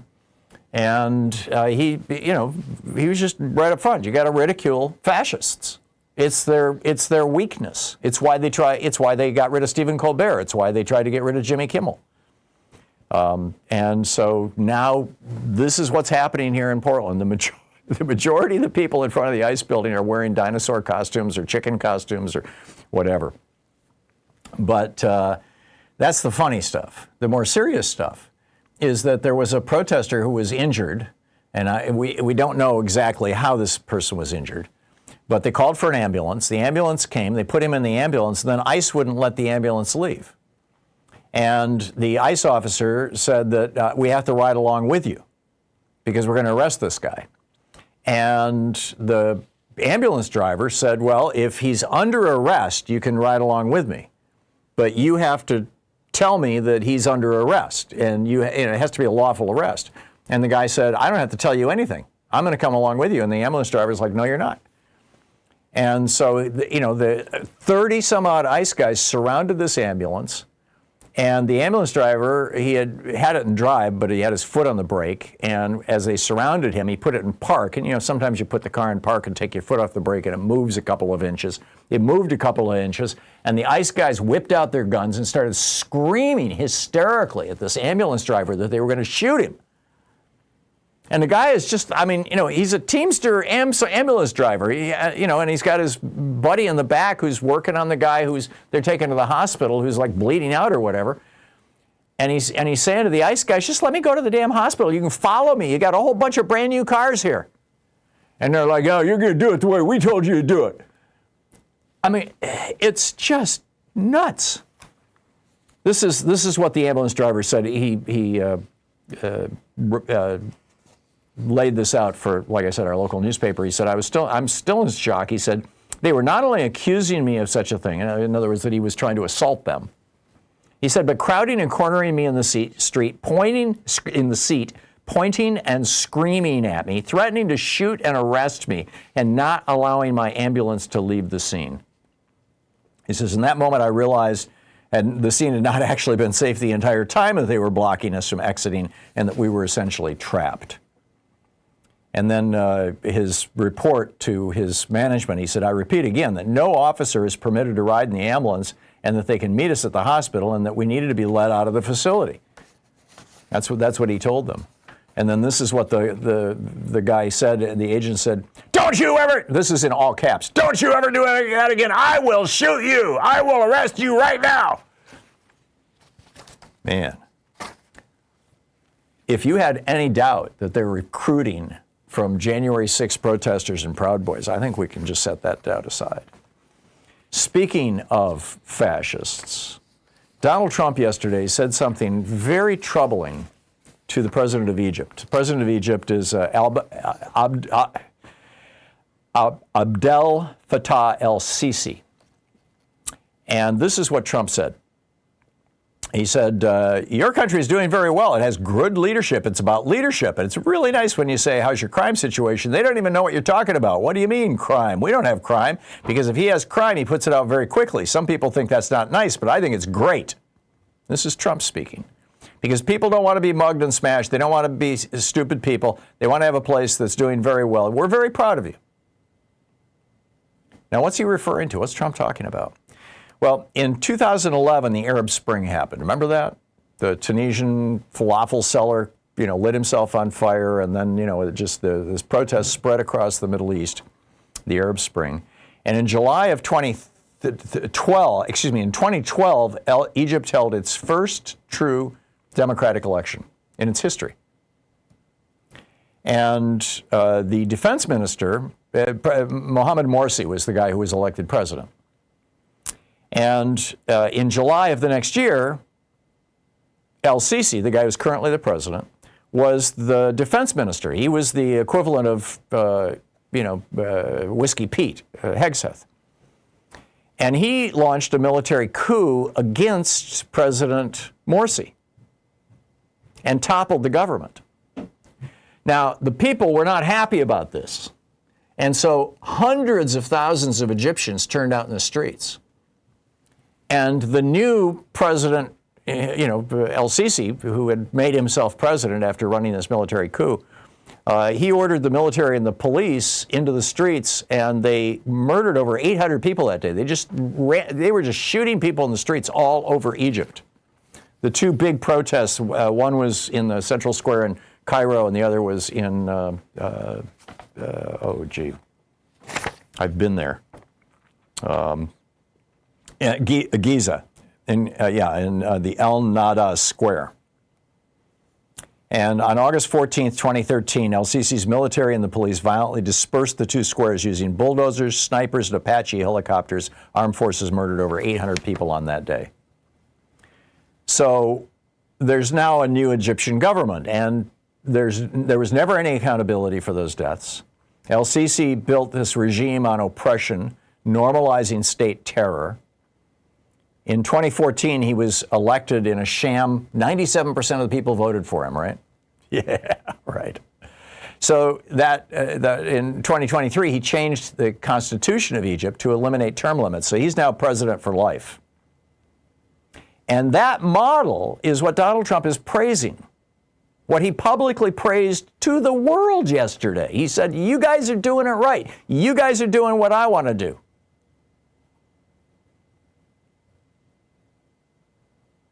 El-Sisi has also seized control of television and radio and newspapers in Egypt. They all sing his praises all the time. It's like everything is like Fox News. He also is he's using Carl Schmitt. I talked about Carl Schmitt a couple days ago. He's the Nazi philosopher who said that if you want to seize control of a country, declare an emergency. And that's what El-Sisi is doing. Egypt has been in a state of emergency all this time, which means basically that all civil rights have been suspended.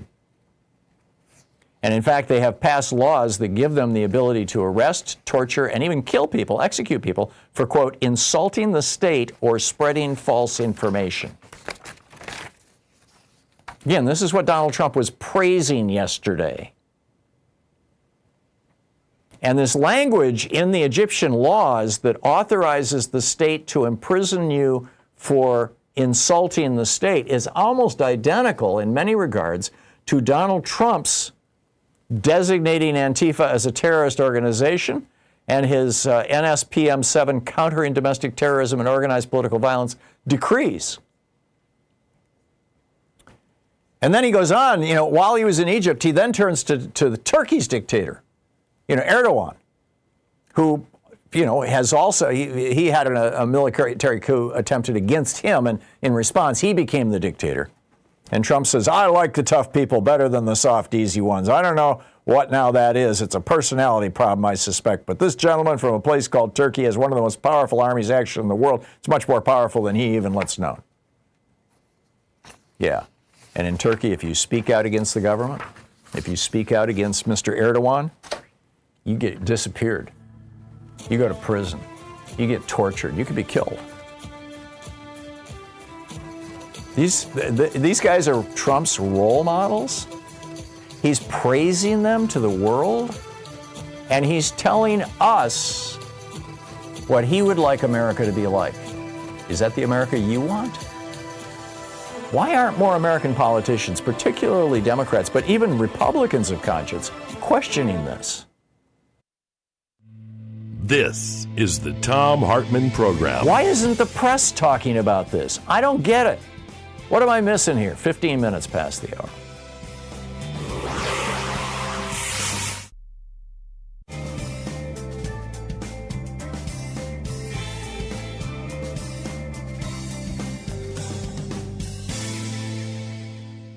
And welcome back. Let's see here. Who's been on hold the longest? This is Gregory in Ventura, California. Hey, Gregory, what's up? Hey, Tom. Well, of course, a lot on my mind. Boy, what you just said is very grave if you think about it. I mean, yeah. Goodness gracious. Yeah, I mean, you're right. The Egypt thing and the history of LCC was fantastic. Listening to your show is like, I feel like I'm in a poli-sci history lecture, like at Berkeley or Yale or Harvard or something. It's just fantastic. Well, thank you, Gregory. We put a lot of work into it. On my mind, yeah, I know, man. You're really you're at the top of your game, and you're on a great arc right now, and thank goodness for that, for our whole country and the world. But what's on my mind, well, a few things. One, it might have started happening, but basically, can a state legislature take the federal legislature to court?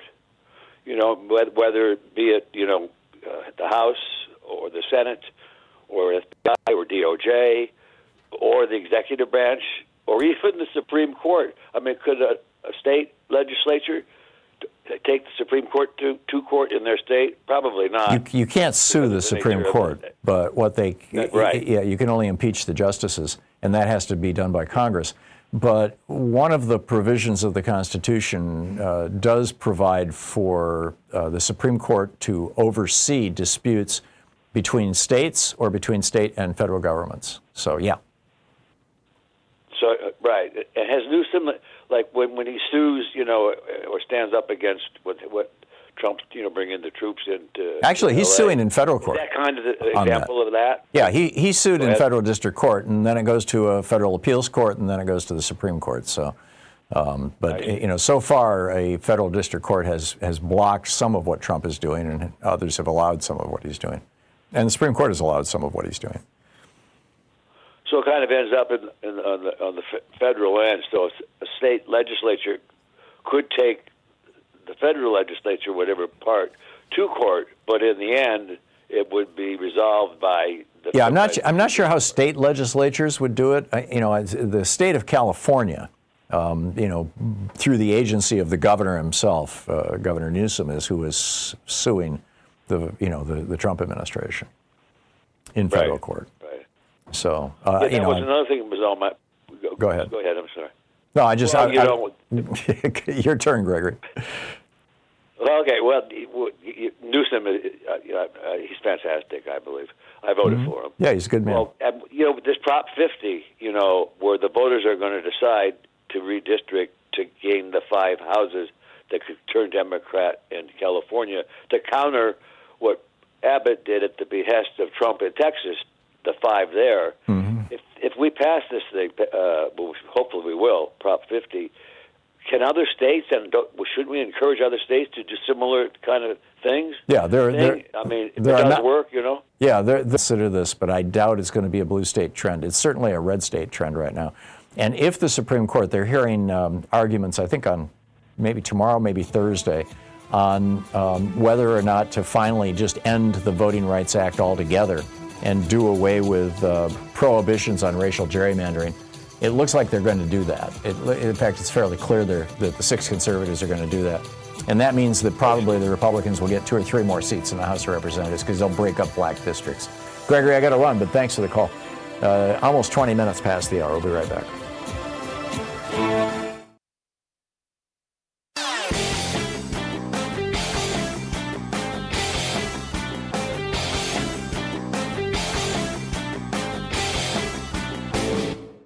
Missed my opening rant today? It's usually published over at HartmannReport.com, where you can read it and share it with your friends for free. Check it out, HartmannReport.com. So between his tax cuts and crashing the debt ceiling and shifting billions of Treasury dollars into crypto and tariffs and all this other stuff, Trump is threatening to crash our economy. And he doesn't seem to be particularly worried about that. Why would that be? Well, first off, economic disasters are great excuses to cut taxes. Both Reagan and George W. Bush used recessions as their excuse to stimulate the economy by cutting trillions from the taxes of billionaires. Secondly, economic crises increase the tolerance for strongman governments. Hitler rode to power in Europe based on the Great Depression. And third, Billionaires make a fortune when there's a market crash because they can buy all the stock that average people are trying to unload from their 401ks to pay the damn rent. There's a whole article about this that lays the whole thing out over at HartmannReport.com. It's titled Crashing the Economy, Trump's Blueprint for Power and Profit. Check it out.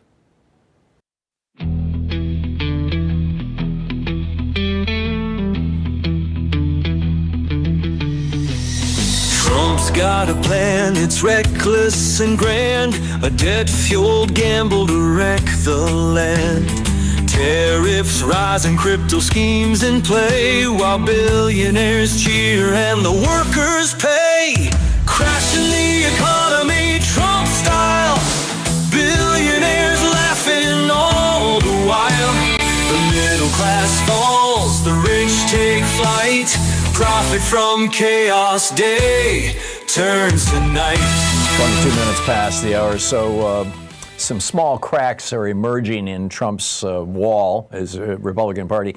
Marjorie Taylor Greene is not only standing firm on wanting to release the Epstein files to see if there's any evidence that Trump was involved in raping young girls, but she's also saying that she opposes the Republican position on the shutdown. She agrees with the Democrats that the Republicans should go along with extending the Obamacare credits, the Affordable Care Act credits, so that people's insurance rates don't rise. Why? Well, because one of her kids just got a notice that his insurance rate is going to double. But she says, I'm carving my own lane on tweet. You got Oklahoma Governor Kevin Stitt. I saw his wife on MSNBC this morning, actually, which was interesting, too. Talking about the challenge that women face, women in poverty face, and how it can be multi-generational. It was actually, I was surprised. But he said that sending Texas National Guard troops to Chicago or Los Angeles or Portland is like a bad idea. The point he made, he said Oklahomans would lose their mind if Illinois Governor J.B. Pritzker sent troops down to Oklahoma during the Biden administration. He's right. Utah's governor, Republican Governor Spencer Cox, he went on X over the weekend and said that he was less than pleased with how they're killing off green projects, including in Utah. He said, quote, this is how we lose the AI/energy arms race to China. Vivek Ramaswamy was critical of them trying to get Jimmy Kimmel fired, as was Ted Cruz. Susan Collins of Maine is upset with Russell Vogt, firing all these people. Laura Loomer is upset. And Trump is absolutely underwater. So, meanwhile, Mike Johnson, who is terrified of naked bike riders, by the way, Mike Johnson came out in a call with the House Freedom Caucus and basically just told us what their strategy is. A rescission is where Congress says, you know that money that we appropriated 3 months ago, we're taking it back. So what he's saying is that, sure, eventually we'll go along with the Democrats and we'll fund the Affordable Care Act to open the government back up again. But then just a couple months later, we'll pass another piece of legislation through reconciliation, which only requires 50 votes in the Senate, that simply takes that money back, a rescission. Here's his exact quote. This was in a call to the Freedom Caucus. He said, quote, we worked on rescissions, and there'll be more of that, I expect, in the days ahead. Now, we would like to do another rescission bill this fall, before the end of the calendar year, and potentially a third one in the spring, where we will also show more and more fiscal responsibility. Translation, if the Republicans and Democrats in the Senate work out a deal to fund Obamacare, that's fine. We'll open the government back up. And then a couple months later, we will pass through reconciliation. See, reconciliation bills have to have nothing more than either raising taxes or lowering taxes, raising spending or lowering spending. They have to be about money. And they can be passed with only 50 votes in the Senate. They cannot be filibustered. The continuing resolution, because it not only funds a whole bunch of government agencies, but it does a bunch of other things that are necessary to keep the government open. It's not just about money. That can be filibustered. So, the Democrats are saying we're going to filibuster this, and you're going to have to come up with 60 votes to break the filibuster, or 50 votes to change the Senate rules, which John Thune's unwilling to do. So basically what little Mike Johnson is saying here is, you know, when this thing gets resolved, and it will, I mean, we all know the government is not going to stay shut down forever. When this thing gets resolved, we'll just break the deal. We're perfectly happy to lie to Democrats. I mean, he's literally bragging about it to the House Freedom Caucus, which is the, you know, I call them the Cokehead Caucus because they're the guys who are so heavily funded by, you know, the Koch brothers and their network of right-wing billionaires. And here he is on this phone call saying, yeah, well, again, and I quote, "We worked on rescissions, and there'll be more of that we expect in the days ahead. Now, when we do another reconciliation bill this fall before the end of the calendar year, and potentially a third one in the spring, where we will show more and more fiscal responsibility." In other words, sure, we'll go ahead and give those little people a little help with their Obamacare, and then we'll just take it away. We don't need to be honest. We don't need to keep our word to Democrats. After all, politics is war, didn't you know? And we've got a country here to take over. This is wild stuff. It's absolutely wild stuff. So what say you? I'll pick up your calls on the other side of the break. It's 27 minutes past the hour. It's the Thom Hartmann program, defending America from the weapons of mass deception. We'll be back in just a minute. You're listening to the Thom Hartmann program. Call 202-808-9925. Helping you win the water cooler wars. I'll take your calls right after this.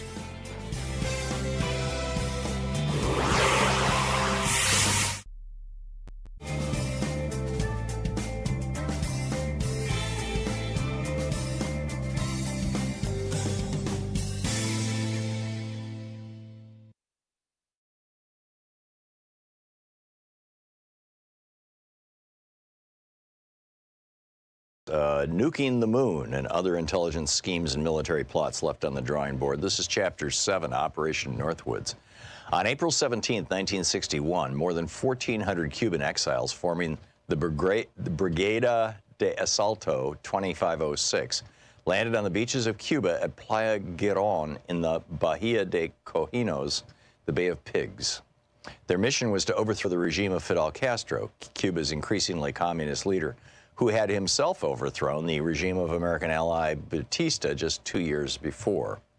A communist leader just 90 miles from Key West was a rather painful thorn in the side of the newly inaugurated President John F. Kennedy, and his ouster was considered a high national security priority, as it had been for Kennedy's predecessor, Dwight Eisenhower. The invasion was backed by the U.S. government and the CIA. We can argue why the Bay of Pigs invasion failed until we're blue in the face, and many people still do.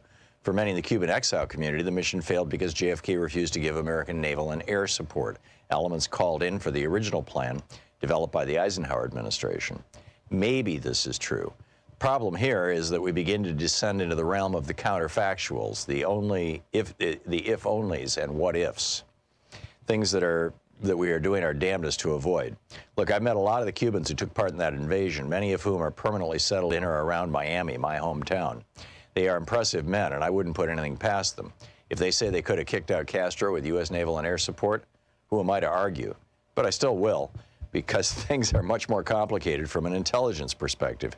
Despite the lack of air and naval support, and despite the intensity and desire of the Cuban exile forces, it would have been immeasurably difficult to overcome one of the most problematic aspects of the entire invasion. Castro not only knew they were coming, he knew when and where they were coming. A combination of piss-poor information security, or in today's parlance, InfoSec, with the ability of Cuban intelligence to infiltrate the Miami exile community meant that the secret mission to free Cuba of Castro was anything but secret. It's not like this was a huge surprise for the CIA or the U.S. military. The Cuban intelligence service was very good, and some in the exile community had loose lips. In this environment, it was nearly impossible to conduct effective counterintelligence and keep the invasion secret. Most telling of all, the Soviets had literally broadcast their knowledge of the mission 4 days before it happened. On April 13th, Radio Moscow released an English-language newscast in which they predicted an invasion of Cuba by CIA-trained exiles within the week. It seems they were trying to warn us against carrying out the invasion, a type of deterrence through propaganda. Hey, we know you're coming, so perhaps now is not a good time for your secret operation. Clearly, that didn't work. The blowback from the failed mission was significant on multiple levels. More than 100 members of the 2506 Brigade were killed in combat, along with 4 American volunteer pilots from the Alabama Air National Guard, who were contracted by the CIA. Hundreds more in Cuba would be executed in the days and weeks following the invasion, as Castro eliminated anyone suspected of abetting the exiles. More than 1,200 of the brigade would be captured by the Cuban government, and some of those members were subsequently executed. The Kennedy administration was embarrassed by the failed mission. U.S. government looked inept in failing to maintain order even in its own backyard. In the zero-sum game of the Cold War, where victory for one of the superpowers was defeat for the other, this was a huge win for the Soviets. Not to mention that the invasion pushed Castro even more firmly into the Soviet sphere of influence. And as far as the strength of the regime was concerned, the Bay of Pigs invasion did the exact opposite of what was intended. It made Castro's regime more powerful than ever before. The operation was a great political victory for the Cubans at home and abroad. Castro was a hero in the eyes of his people for defeating the Yankee invasion and was able to consolidate his power. The fiasco also elevated the Cuban government to a newfound global status, transforming communist Cuba from a aggrieved little country to an equal in the eyes of the world. In fact, Argentinian physician turned Cuban revolutionary Ernesto Che Guevara actually thanked the United States for the failed invasion. The CIA bore the brunt of the blame for the failed mission. President Kennedy fired CIA Director Allen Dulles, along with Deputy Director Charles Cabell and Deputy Director for Plans Richard M. Bissell, the 3 men who made up the core of the agency's leadership, particularly in the realm of covert action. Kennedy also removed, at least temporarily, major paramilitary operations from the purview of the CIA. For more than a decade, CIA had been the agency with primary responsibility for paramilitary covert operations. But now it was benched. Into the void leapt the U.S. military. In June 1961, about 2 months after the Bay of Pigs, President Kennedy approved National Security Action Memoranda 55, 56, and 57, which codified the shift in paramilitary responsibility from the CIA to the Pentagon. Nothing else really changed. The U.S. government was still looking for ways to oust Castro from power, just through a different government agency.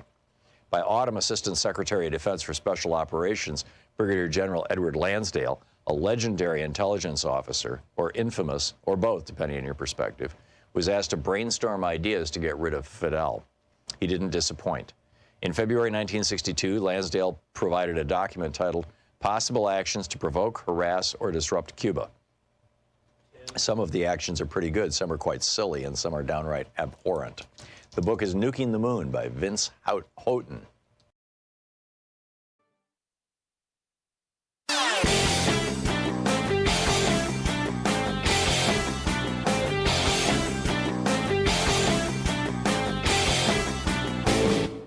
Share the Thom Hartmann program with your friends. Our podcast, The Hartmann Report, is absolutely free and available wherever fine podcasts are available. And the entire 3-hour podcast is available over at thomhartmann.com. So what do we call the really, really mind-bogglingly rich? You know, at the founding of the Republic, they were referred to as speculators or moneyed interest or aristocrats. In the years leading up to the Civil War, we called them the cotton lords and the plantation aristocracy. In the late 19th century, they were the robber barons. In the 1930s, FDR called them the economic royalists. But since the Reagan Revolution, we've just called them billionaires. And now, you know, some of them want to call themselves tech bros. Like, that's kind of a good thing, you know, like tech is positive and bros, you know, like Mark Zuckerberg saying we need more masculine energy in American business culture. So we need a new phrase. I would like to suggest the morbidly rich. Morbidly suggests unhealthy. And the vast riches that some of these people have is unhealthy to our democracy, particularly since 5 Republicans on the Supreme Court said that morbidly rich people can buy politicians. And it's unhealthy for them, too. So morbidly rich. There's an op-ed over at HartmannReport.com all about it. Check it out.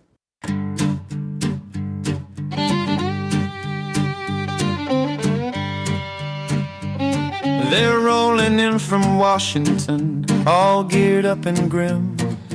Helicopters circling low, no one invited them. They came for war, but what they found were bubbles, drums, and flare. A unicorn with tearful eyes and glitter in her hair. How's ICE gonna handle Portland when the dancers hit the street? When the naked riders serenade in nothing but bare feet? You can't fight joy with pepper spray. It slips right through the plan. So how's ICE gonna handle Portland when the laughter hits the fan? They came to make us tremble with masks and heavy gear, but Portland answers differently with mischief, pride, and beer. A dragon led the marching band, a furry waved a sign that said love's the law we're living by and joy's a protest line. How's ICE gonna handle Portland when the furries fill the square? When the unicorn cries rainbow tears and the tuba shakes the air? You can't cuff color, you can't bind song, you can't outlaw the band. So how's ICE gonna handle Portland when the laughter hits the fan? You bring your shields and tasers, we'll bring the horns and paint. You got the fear in uniforms, but we've got what you ain't. It's not defiance born of hate, it's courage dressed in play. And every joke you try to crush will bloom again next day. How's ICE gonna handle Portland when the beat won't fade away? When the dancers march through tear gas clouds and still refuse to sway? The question that goes through the streets from Fremont to the sand: why the violence, why the fear? Can you still call this our land? So roll your trucks and flex your might and watch the crowd expand. You can't arrest what makes us free. You'll never understand. How's ICE gonna handle Portland when the laughter takes a stand? There you go, 37 minutes past the hour. Welcome back. Picking up your calls here. What's on your mind today? Mike in Madison, Wisconsin. Hey, Mike, what's up? Tom, I saw this morning on YouTube. There also are several articles online about it. Barron Trump is being tapped for TikTok role. I know, for the board of directors. Yeah. Yeah. It says 19-year-old Barron Trump has made $80 million this year alone from crypto trading investments. Was this money made on insider trading from his father's information? Oh, If Trump's son becomes involved in the venture, it may raise questions about conflicts of interest and to which extent the president might be able to influence the platform, specifically with the young people. Barron Trump today is worth $150 million. He also helped co-fund World Liberty. President Trump says that Barron is owed this position for saving the social media platform in a video from the Oval Office. So what do you think of that? Yeah. I think it's corruption on steroids. This is what you always see with tin pot dictators. Every time some, dictator takes over a third world country, the first thing they do is make themselves and their families insanely rich. Trump is just following the dictator's playbook. And, enriching his 19-year-old son is a piece of that. And, I'm frankly disappointed that the Ellison family would think that this is a good thing or go along with it. But apparently they're into MAGA big time. And soon they're going to own, CNN, I think, and CBS and all this stuff. I mean, this is just wild stuff, Mike. It's just wild stuff. It's wrong. It's wrong. Total corruption. Yeah. Total corruption everywhere in the whole family. Oh, it's crazy. Yeah, I'm with you. Mike, thanks for the call. Thanks for pointing that out. That was worth waiting for. Thank you. Andre in Chicago. Hey, Andre, what's on your mind today? Hey, good afternoon to you, Tom. Thanks for having me. Hey, Tom, I think sometimes as people, we get so upset till we forget about just how much power we got. We are taxpayers, and we pay those congressmen and senators salary. So I say all of us, including some Republicans, should be on the phone calling Mike Johnson, telling him he wants this government open back up. He wants them to go and vote to seat that lady. I forget her name is, and they want this government open back up. Yeah, it's Adelita Grijalva is her name. Yeah, and demanding stuff because they're not in session, and we are still paying them. So the taxpayers need to voice their opinion about that stuff and call Mike Johnson, not your congressman, but call Mike Johnson. Yeah. And why do people forget that he's an election denier and he filed those amicus briefs? I think Hakeem Jeffries, when they negotiating this opening the government back up, they need to state the case. Like, why should we trust Mike Johnson when he's election denier and he filed the amicus briefs? And then Liz Cheney even called him out. Lastly, right quick, Tom, and you can elaborate when I hang up. You know, they doing all this talk about what Donald Trump did, but people must have forgot that Reverend Jesse Jackson has got 700 foreign nationals released and all of those soldiers. And when Robert Gorovich was his translator, so we can't forget that part of history either. And that's all I want to say today, Tom. Yeah, Jesse Jackson's done a lot of good in this world. And in fact, he was in our studio. That must have been our studio in D.C. What was that, about 8-10 years ago? And his Parkinson's was getting bad at that time, but he was such a gracious man, clearly struggling, but such a gracious man. Andre, thank you. Thank you very much for the call. Sean in Jackson, Michigan. Hey, Sean, what's on your mind today? Hey, man. So I don't know if this has been brought up before or not, but I feel like if Democrats can ever get back in control of either house, they need to start like putting some teams on looking through these old arcane laws that the Republicans are using and reworking them, or writing some kind of legislation so that they can't be used so willy-nilly. Like, you can't just say, okay, well, I'm using this now and we're going to do this. Like the Republicans and the Heritage Foundation and, the Federalist Society, they've all been working for like 50 years or more to enact all this stuff that's going on. And we need to start thinking about that, how these old laws that take effect, even the stupid ones that you hear about now and then, oh, this stupid law exists, like, we need to think about that kind of stuff and, like, long-term plans, dude. Okay, we need to respond to what's going on now, and the protests, coming up are fantastic. And I could say a billion other things because you're spot on today, but, like, dude, we really need to think about these old laws that they're using to twist how they are viewing things, and it needs to be that we just, I completely agree, Sean. And the ones that we need to look at most carefully are the ones that Carl Schmitt was talking about back in 1928, 29, 30. Well, really in 33 when the Reichstag fire happened. And Carl Schmitt was the Nazi philosopher and jurist who advised Hitler. And he said, you've got these emergency laws on the books. And so all you have to do is declare a state of emergency because the Parliament building just burned. And there are still to this day people suggesting it was the Nazis themselves who burned it all. Although Marius van der Lubbe, who is as I recall, 28-year-old Dutch communist, was the guy who was, arrested and I think he was executed for it. Might have been in prison. But anyhow, he probably couldn't have even gotten into the building without the help of the Nazis. But, that's what Hitler did, is he used emergency decrees to seize absolute power. It's what el-Sisi did in Egypt. It's what Erdogan did in Turkey. It's what Putin did in Russia when you had that theater attack, by the Chechens.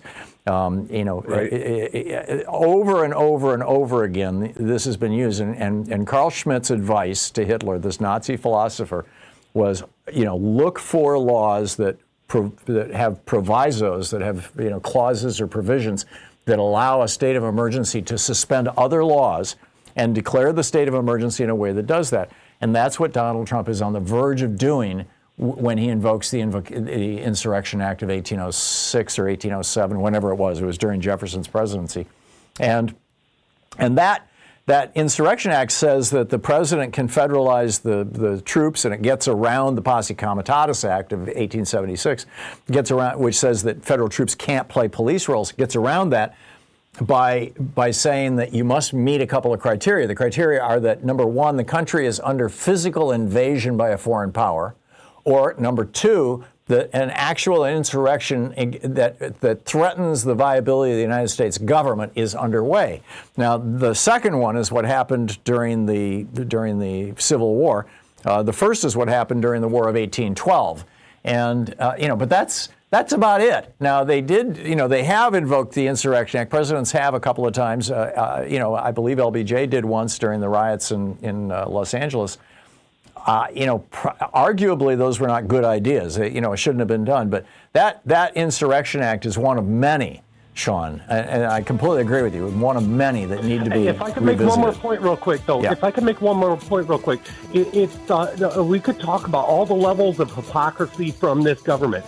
But the fact that Bob Menendez was convicted of corruption for the Egyptian government, and now Trump is all like, yay, Egypt. Oh, my gosh, great dude. point. Like, it's Great just point. unbounded, dude. Great point, Sean. Yeah. Thank you very much. We'll be right back. You're listening to Thom Hartmann. Visit thomhartmann.com for audio and video archives. 46 minutes past the hour, your media support group for We the People. I'll be right back with your calls.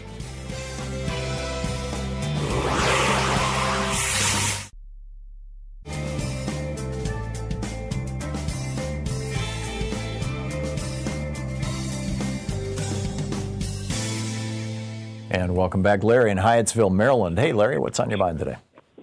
Hello, Tom. I was calling. I've been thinking for weeks about James Comey and the fact that I think he was probably right. And a lot of people, of course, hindsight being 20/20, a lot of people now probably, and I've never heard anybody really address the fact that his loyalty oath that Trump purportedly asked of him was probably something that actually happened. Mm-hmm. I had a couple other comments as well. Don't be surprised, I think, and I'm not a conspiracy theorist, but don't be surprised if some of these folks that are criticizing Trump obscurely end up missing or something happens to them. Remember, he has the right to be able to, theoretically, he could assassinate his political opponents. Because he has this all-encompassing power That's right. that the Supreme Court granted him. So Right. I wouldn't be surprised if something mysteriously started happening to some of these folks, perhaps later in his term when he's getting ready to leave office as opposed to now. The last thing was I can honestly see how the GOP is going to start remaking itself. They're realizing perhaps already that this monster will be out of office and they've got to do something to restore their image. They were beginning to do some of that right before the government shut down. And I haven't heard much of it since then, but they're going to start to remake their image and start becoming more along the lines of what people have politically associated the GOP as being, fiscally conservative, limited government.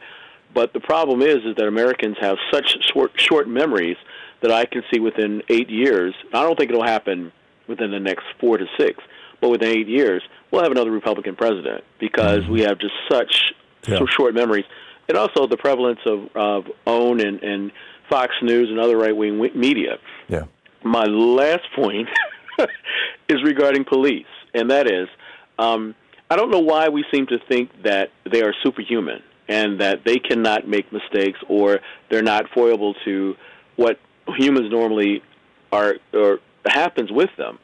So therefore, we have a tendency to give them a tremendous amount of leeway as to how they see a situation and or report it as being, not realizing that they're human beings and those foibles or those frailties are all a part of why they should be as heavily scrutinized in anything that they do as possible. What's going on in Portland at the detention center is absolutely amazing to me in that they shot a minister that was praying. Yeah, that was in Chicago, but yeah. Yeah, okay. In Chicago. But it's amazing that we give law enforcement the ability to be able to, not be able to be... I think it was okay. Not being able to be in any way, shape, or form accountable for any of their things. They can hide their faces. They can hide their name badges. There's no way that you can really hold them accountable. There was a very famous case of a guy pointing a gun at somebody that was taking a picture of them. Mm-hmm. Yeah, I've seen the picture. It's gone viral. Yeah. But there's nothing that's been done or nothing that has been. There's no way to hold him accountable because we have no idea who it was, and that's why they're doing it. These are the secret police. I mean, this is what Stalin did. You have no idea who these people are. You can never hold them accountable. I mean, although even Stalin didn't have his secret police wear masks. They just didn't identify themselves. Larry, thank you. Well said on all 3 points. It is 10 minutes before the hour. We'll be back with more of your calls in just 1 minute. Stay with us.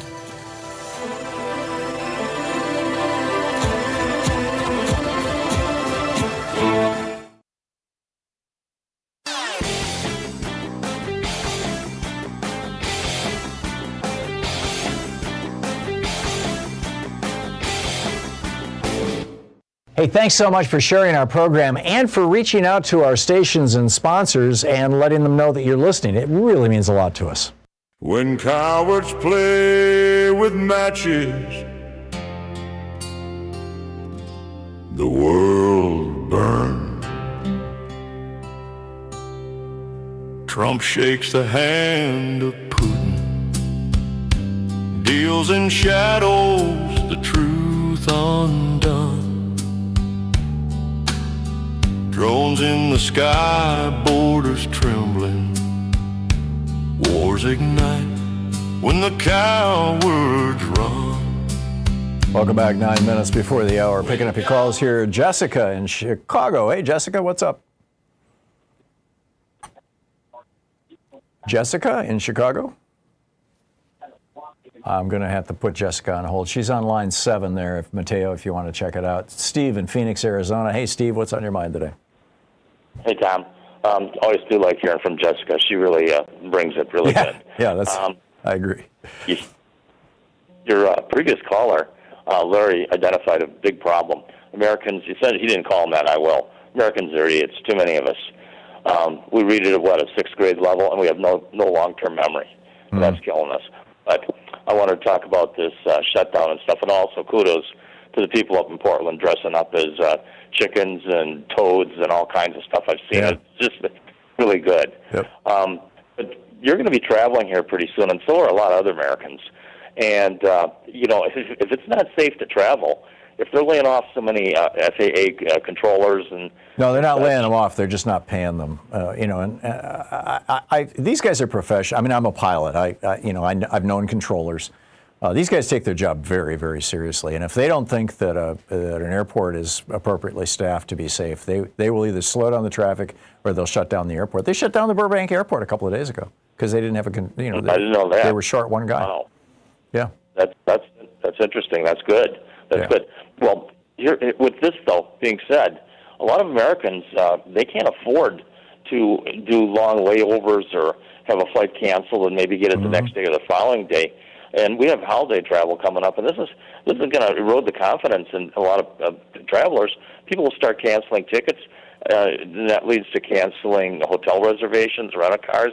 It's going to put a dent in the economy. But one last thing I wanted to say is I saw on MSNBC when you were at break a little bit back, Johnson, little Mike Johnson said, this might be the longest shutdown in American history. So. Well, that was 35 days, wasn't it, when Trump shut down the government in 2019 over the border wall? Yeah, 30, something like that, I think. Yeah, 35 or 39. It was over a month anyway. So. Yeah. I hope not. Optimistic, but anyways, good luck and have some fun on your travels, Tom. Okay. Thank you. Yeah, I'm heading out tomorrow. Thanks a lot, Steve. Good to hear from you. Jessica, let's try this again in Chicago. Are you with us this time? Yes, I am so sorry. There was breaking news on ICE on the east side, car crash. They are out of control. Oh, really? And ICE, ICE was the ones that one of your last callers talked about pointing the gun. Mm-hmm. And everything they do is just, we won a court case, but they are still tear gassing and shooting pepper balls because of the reverend that got hit in the head. That went to court already, and we won that they cannot tear gas us and they cannot shoot pepper balls at us. And guess what? They're still doing it, of course. Yeah.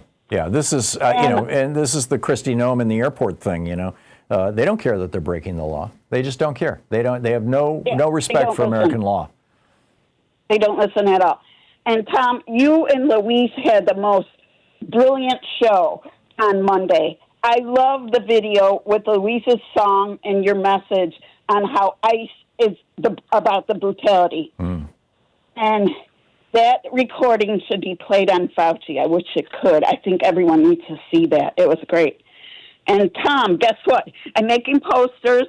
Your message is on some of my posters. The brutality and the cruelty is what Trump wants. I'm making a bunch of those. And we want our migrants back. I'm making posters that. And also posters with posse comitatus. And my friend said, they won't know what that is.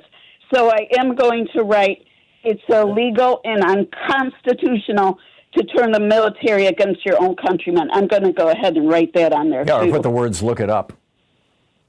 That's true. You might provoke And I somebody have to do a little research. And whoever wants to put that on their poster, POSSECOMITATUS. Right, it's Latin. And yes.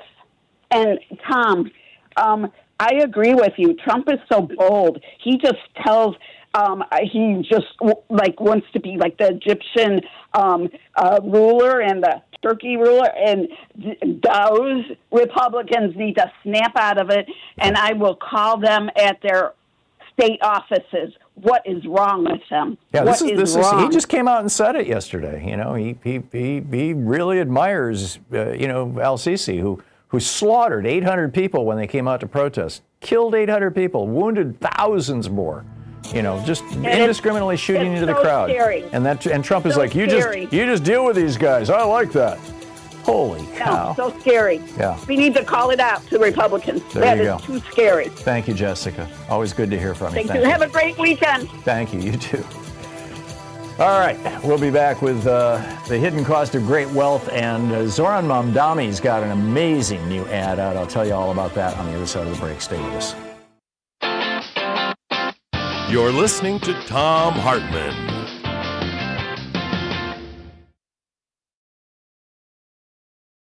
In addition to bringing you the Thom Hartmann program here on Free Speech TV and Video Media Online, we also have a whole set of ways you can interact with us and tools you can use to spread the word about the importance of democracy and the threats to it in our republic. First, there's your daily homework. Sue Nethercutt puts together a daily email newsletter that has a link to every story I discuss on the air, so you can find my sources and you can share them with your friends. It's free and you can sign up at thomhartmann.com. Second, I publish my daily take every day over at the HartmannReport.com website. That's also free if you want the daily 5 days a week rant in your inbox. No ads either. Third, we have the podcasts.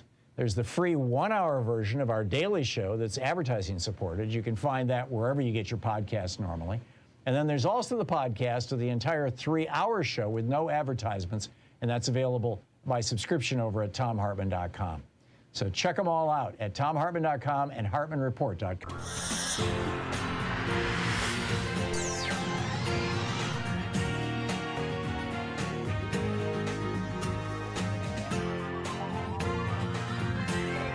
We say fight back!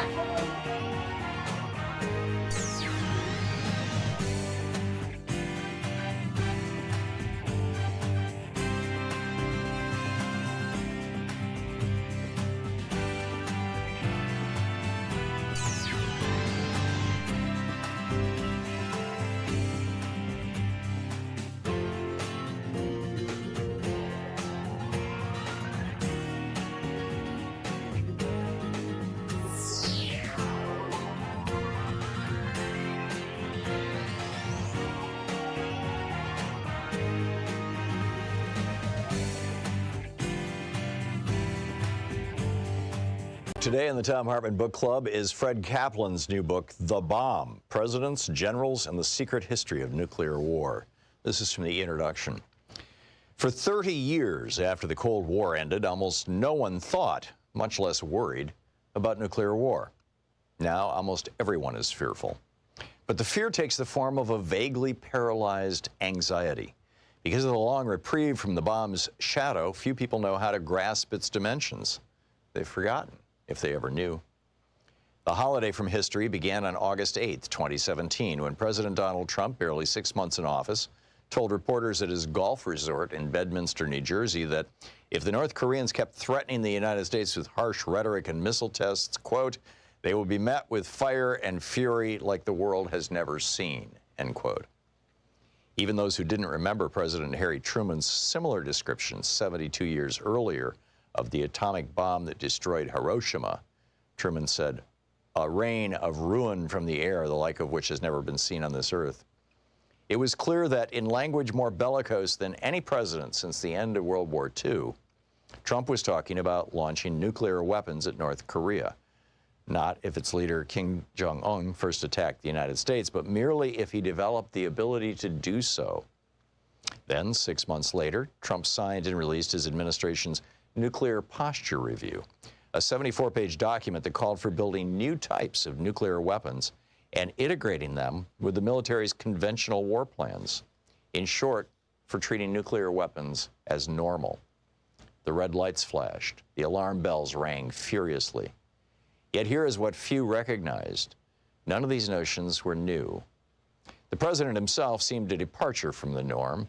His character, erratic, eruptive, thin-skinned, willfully uninformed, a combustive mix for a world leader with his finger on the button. But the button and everything around it were the same. In those decades when most of us chose to forget the bomb, as global tensions calmed and fallout shelters crumbled and we turned our gaze to other problems and pleasures, the nuclear war machine continued to rumble forth in the beyond top-secret chambers of the Pentagon, the Strategic Command Headquarters in Omaha, the weapons labs in various parts of the country, and the think tanks whose denizens never stopped thinking about the unthinkable. They all kept at their singular task, wrestling with the dilemmas posed by the bomb's existence. How to deter nuclear war? How to fight a nuclear war if it cannot be deterred? How to win it if such a thing is even possible? This is the nature of the nuclear era, and the era never drifted into suspension, even if our attention did. Trump snapped us out of our slumber, reminded those of us who were old enough to know, and informed those who weren't, that the bomb is still here. In public over the years, officers and officials have described America's nuclear policy as a second strike deterrence. If an enemy strikes us with nuclear weapons, we will retaliate in kind. This retaliatory power is what deters the enemy from attacking us. In reality, though, American policy has always been to strike first preemptively, or in response to a conventional invasion of Allied territory, or to a biological or large-scale cyber attack. In any case, not just as an answer to nuclear attack. All of these options envision firing nuclear weapons at military targets for military ends. They envision the bomb as a weapon of war, writ large. This vision has been enshrined in the American military's doctrines, drills, and exercises from the onset of the nuclear era through all its phases. Most presidents have been skeptical of this vision, morally, strategically, practically, but none of them have rejected it. Some have threatened to launch nuclear weapons first as a way of settling a crisis. The few who considered adopting a no first use policy, in the end, decided against it. There are rationales for these doctrines, drills, and exercises, and for the retention of the first use option. They are driven by policies, personalities, and bureaucratic rivalries, but also by a logic which, once its premises are accepted, hurls its adherents and the rest of us into a rabbit hole of increasingly bizarre scenarios that seem increasingly, if strangely, rational the deeper they're probed. Understanding the nuclear era, the era of our lifetime, means understanding the rabbit hole, who dug it, and how we got stuck inside. It means tracing the maze of its tunnels, which is to say the arc of its history. A story enmeshed in secrecy, some of it still secret, much of it now illuminated by declassified documents and interviews with key actors, though never fully told. How did we get to this second coming of nuclear panic? How did we wind up with thousands of nuclear weapons, far more than any war aims could justify? What propelled the nuclear arms race during the decades-long Cold War? And what happened to the weapons and their guardians after the Cold War ended? And how and why did any of this persist? Chapter 1, Killing a Nation. The book Fred Kaplan's The Bomb.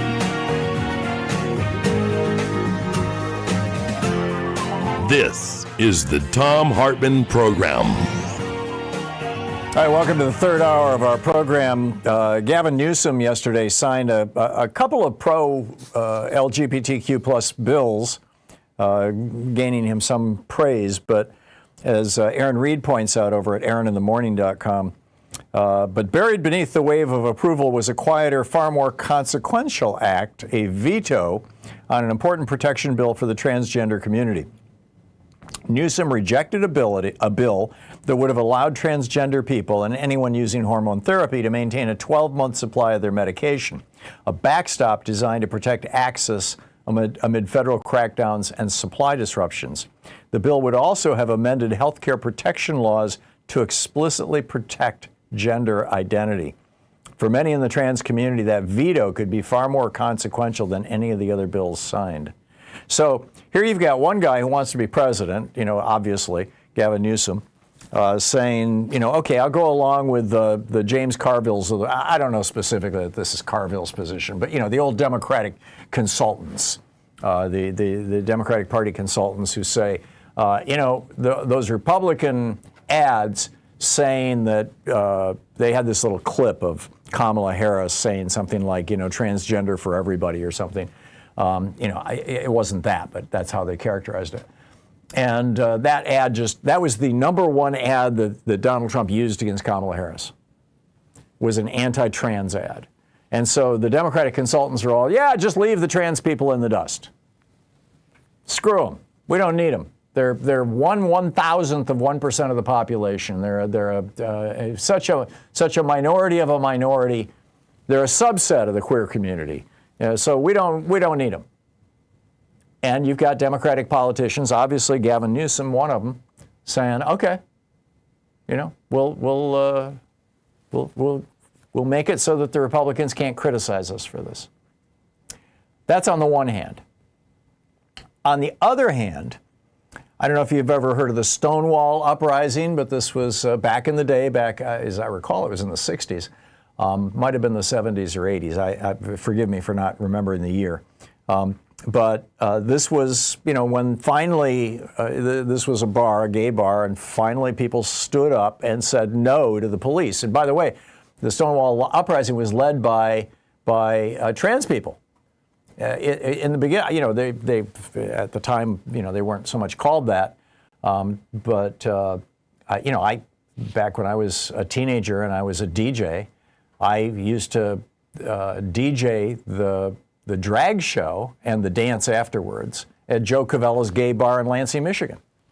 And Louise and I used to go there and dance together. I mean, it's like it was a wonderful place. Well, anyhow, in Stonewall, they just rose up and said, no, we're not going to take this abuse from the police anymore. And that was a major turning point in the gay rights movement.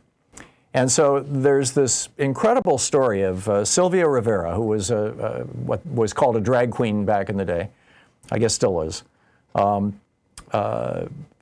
led the Stonewall Uprising, and which laid the foundation for the first Pride, everything, really. And Marsha P. Johnson, who was another trans or drag queen, another trans activist, who was very close friends with Sylvia, and they fought the good fight in New York.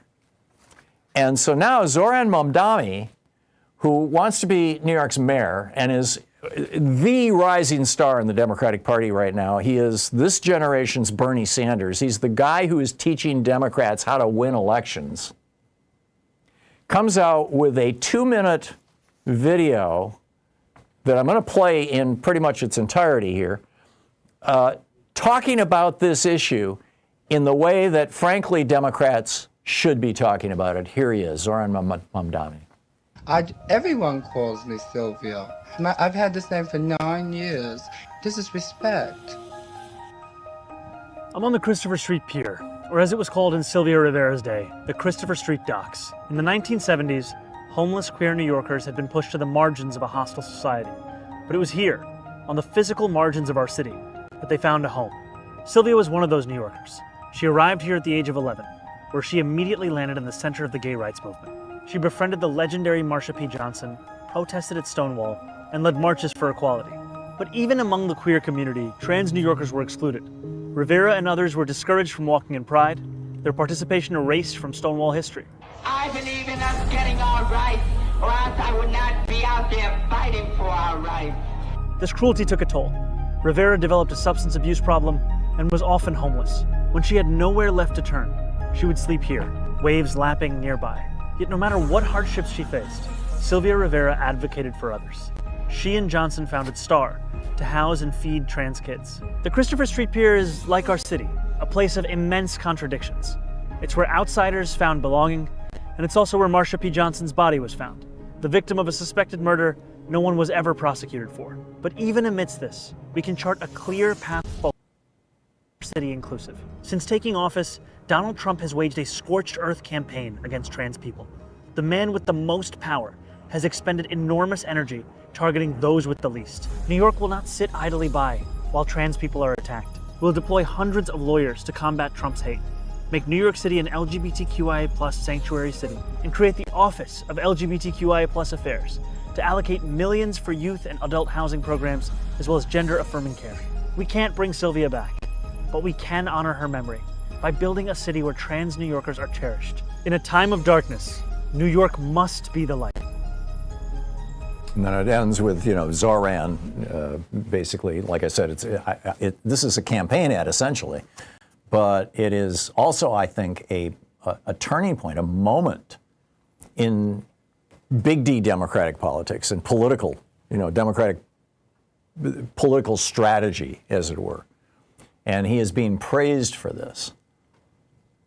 I remember the 60s. I remember my dad taking us to dinner at the Jack Tar Hotel, this fancy restaurant in the fancy hotel in downtown Lansing, and seeing the colored entrance sign on the side of the building. I remember the 1950s. And I remember how quickly things changed in the 1960s, how politicians who in the late 50s and early 60s, when I was a kid, were using the N-word publicly and segregation now, segregation today, segregation tomorrow, segregation forever, George Wallace's famous line. And then within a matter of just a couple of years, suddenly, well, obviously it wasn't so sudden, but it's like society can change on a dime. Things can change very, very rapidly. Obviously, we're still, that was 60 years ago. Still black people struggle in the United States. Nothing has been, just magically solved, but huge strides have been made. And the rhetoric has changed largely. I mean, yes, we're backsliding with Trump, but my point is, even though Democrats got beat up badly in the election last year around this trans issue, around the larger issue of queer people in general, and book banning and all this other BS that goes with it, even though that happened, I think it's going to happen that Democrats are going to say, wait a minute, as Momdani is, these people are human beings too. We are all human beings here. This is the core of the Democratic Party. It always has been, or at least it has been since the early 20th century, since Franklin Roosevelt became president. And that we are here for everybody.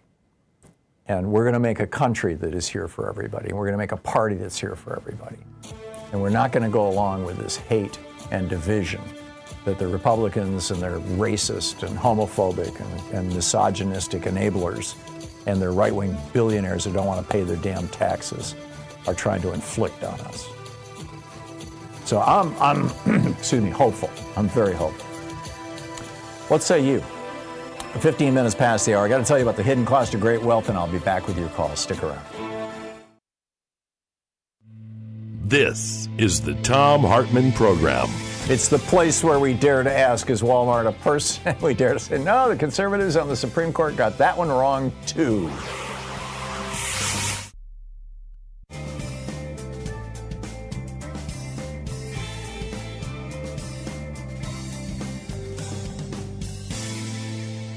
And welcome back, Diane in Ann Arbor, Michigan. Hey, Diane, what's on your mind today?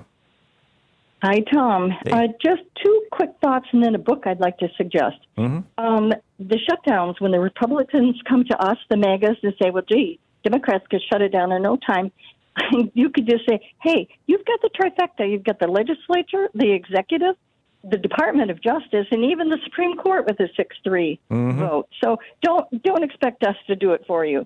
And also, did Trump let out the J6ers to become ICE agents? I mean, suspect they're so. I suspect so. Yeah. Paul from Woodinville, who called in earlier, dropped me a note during the break in email, and he said that what he was trying to tell the story of was he saw this ICE guy who had a crew cut on the top and a beard that came down to his navel. And he said he hasn't seen anybody like that since he was, in the Deep South. Yeah. These guys are recruiting from. They're violent. Yeah, they're violent. They've showed they're violent. Yeah. The book I wanted to talk about was The Nazi Mind by Lawrence Rees, R-E-E-S. Have you heard of him? I have not. It's an award-winning historian, The Nazi Mind, and it's 12 warnings from history. And here's the 12. I'll do it real quick. Spreading conspiracy theories. I mean, do you think Trump is trying to follow the Nazis? Think about this one. Spreading conspiracy theories is number 1. Number 2, using them and us.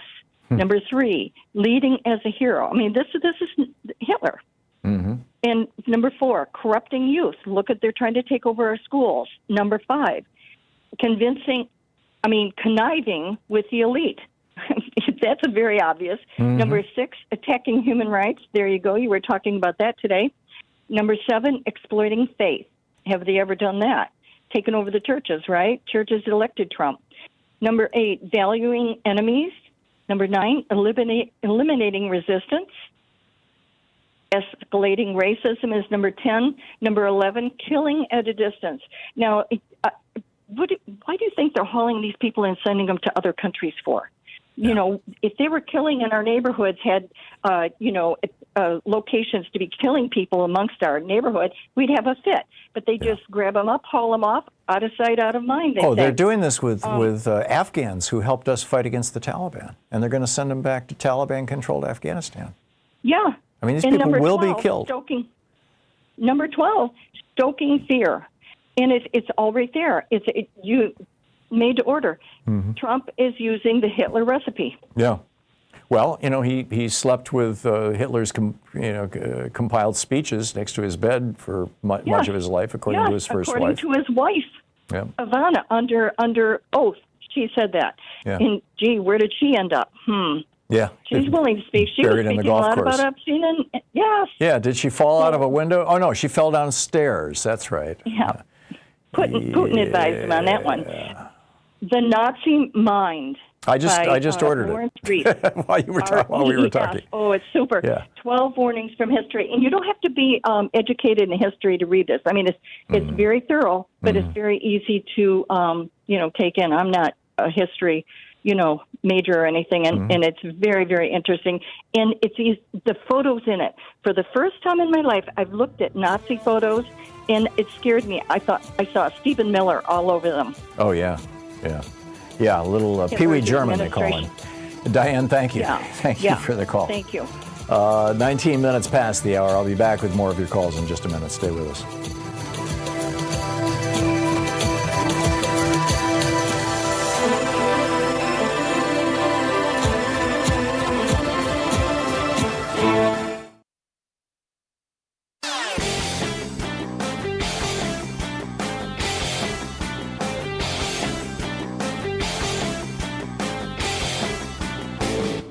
Change starts with you. You can be calling your Democratic or Republican representatives to let them know what you think by calling 202-224-3121. It's the Capitol switchboard. It'll get you right through to them.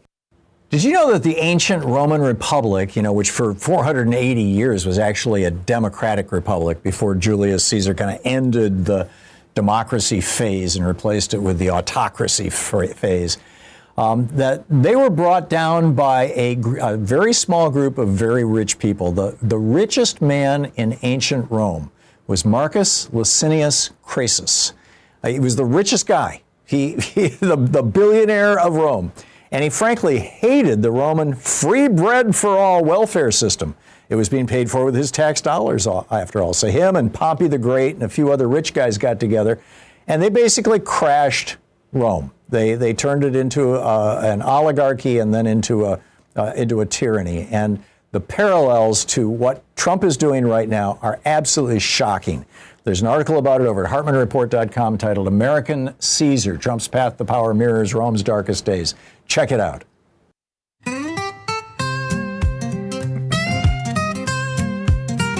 They flood the zone with 1,000 fakes. Say up is down and the good guys are snakes. They bend the law, then call it fate, while blue-suited consultants calibrate. There's a blue donkey teaching with a PowerPoint slide, but nobody hears 'cause the volume's too quiet. They're quoting polls, trimming the sails, while democracy's taking on water and bales. One party selling a big lie, with a flag in flames and a battle cry. The others got facts, but no fight. Can't sell the truth if you whisper at night. 22 minutes past the hour. Welcome back. I wrote a piece over at wisdomschool.com titled "The Hidden Cost of Great Wealth." And it just reminded me how wealth has become the main tool of protecting criminality, frankly. There's all these studies, and there's no shortage of them that have been done, that find that wealthier, the richer somebody is, the more likely they are to break laws. Particularly the ones that are easy to measure are traffic laws. It's called the Beamer syndrome. The more expensive the car, the more likely you are to run a red light, or not stop at a stop sign, or make an illegal turn or something like that, run people off the road. This is well known, but it gets larger and larger than that. There's another hidden cost of great wealth too. I had a friend years ago. His father invented Formica, and so he was born with a $700 million trust fund. And a fairly wealthy guy, or maybe it was 70 million, whatever it was tens of millions of dollars, lots and lots of money. And one day, Louise and I were at his home. We had known him for years. I mean, we visited him in several places around the world. When I was doing work on the Kennedy book, he and his partner were living in France, and in fact, my son stayed with them for a couple of weeks. So anyhow, we were at his house, and he was showing us a new print that he had just bought that was an original, not a Rembrandt, another one of the Dutch masters. It was like $2 or $3 million, and he had just gotten it, and he was framing it.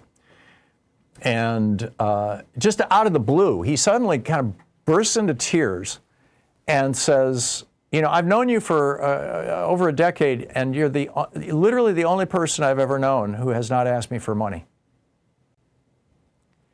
And it just suddenly hit me that if you're just like really, really rich, you've got to constantly be on the alert, because is this person really like me, or does he just want my money? And it just struck me as a real tragedy. My friend, his name was Jack Riley. He's passed away now.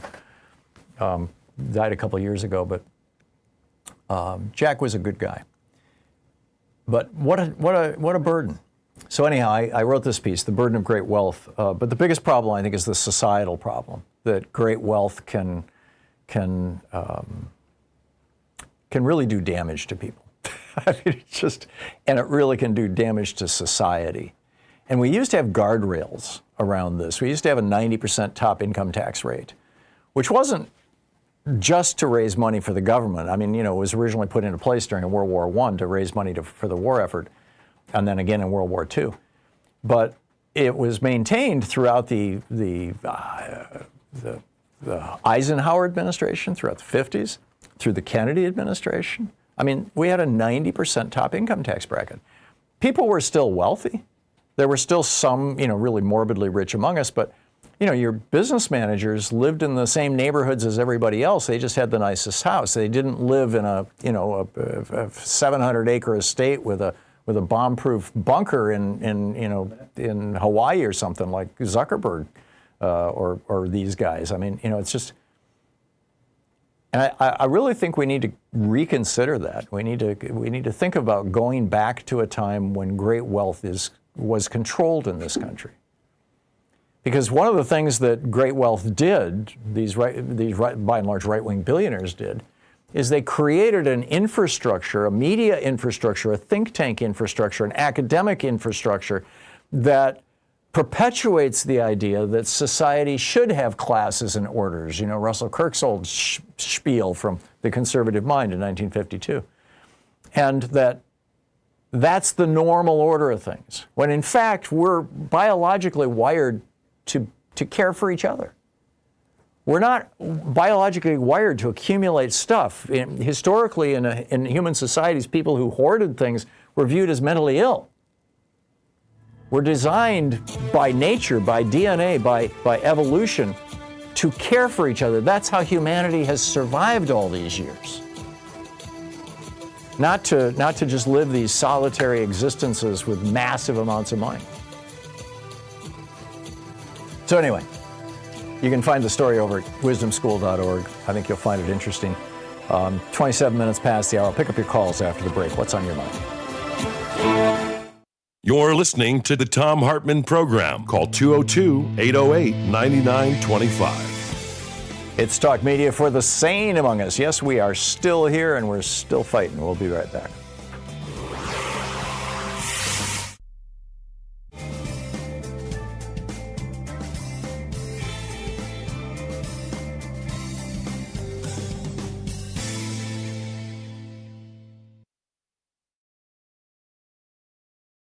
Our book today for the Thom Hartmann Book Club is A Woman of No Importance, The Untold Story of the American Spy Who Helped Win World War II by Sonia Purnell. This is from the prologue. France was falling. Burned-out cars, once strapped high with treasured possessions, were nosed crazily into ditches. Their beloved cargoes of dolls, clocks, and mirrors lay smashed around them and along mile upon mile of unfriendly road. Their owners, young and old, sprawled across the hot dust and were groaning or already silent. Yet the hordes just kept streaming past them, a never-ending line of hunger and exhaustion, too fearful to stop for days on end. 10 million women, children, and old men were on the move, all fleeing Hitler's ranks, pouring across the border from the east and the north. Entire cities had uprooted themselves in a futile bid to escape the Nazi blitzkrieg that threatened to engulf them. The fevered talk was of German soldiers stripped to the waist in jubilation at the ease of their conquest. The air was thick with smoke and the stench of the dead. The babies had no milk, and the aged fell where they stood. The hordes drawing overladen old farm carts sagged and snarled in their sweat-drenched agony. The French heat wave of May 1940 was witness to this, the largest refugee exodus of all time. Day after day, a solitary moving vehicle weaved its way through the crowd with a striking young woman at the wheel.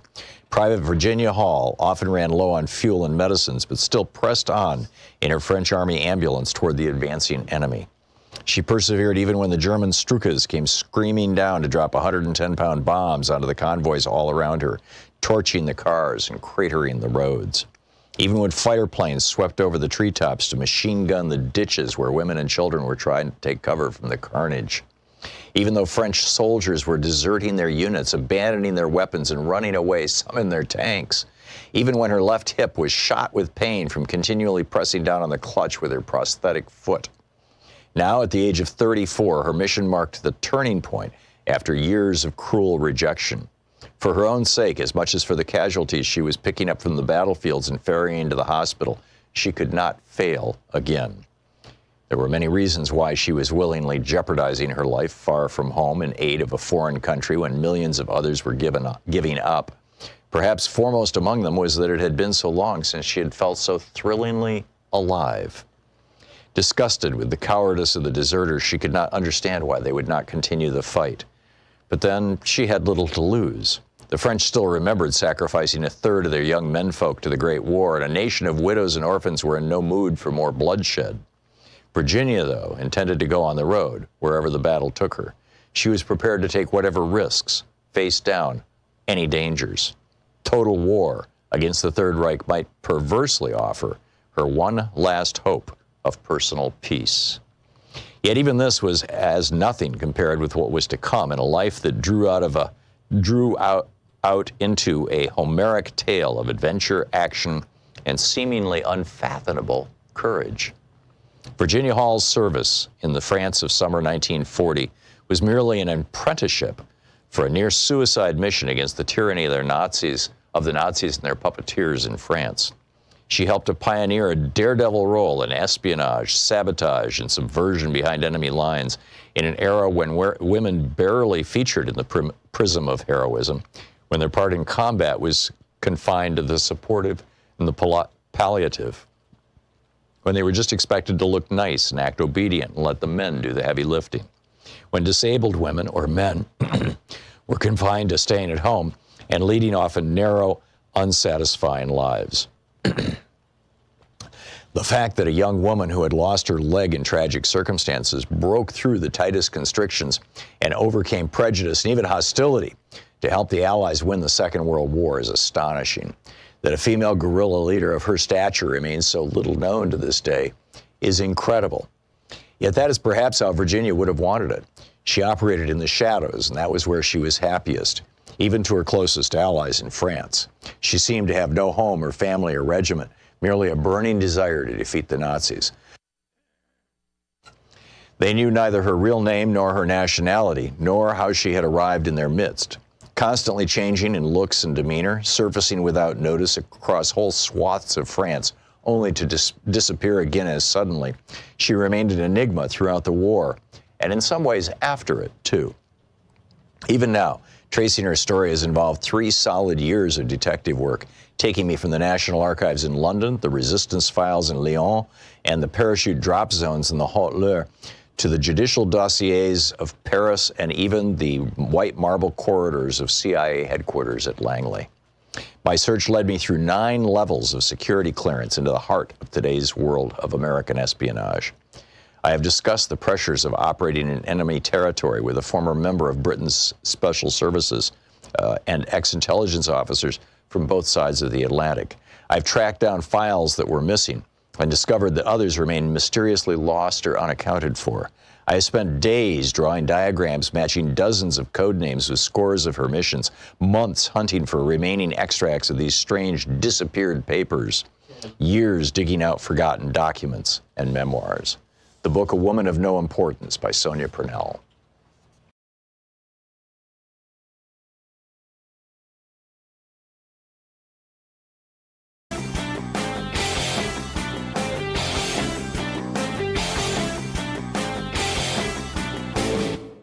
Help support progressive radio. If you're listening to us on a commercial station, call their advertisers and let them know you're listening. If you're listening to us on Pacifica, one of our many nonprofit stations, please support them when they do their fundraising drives. Thanks for supporting Progressive Talk Radio, and tag you're it.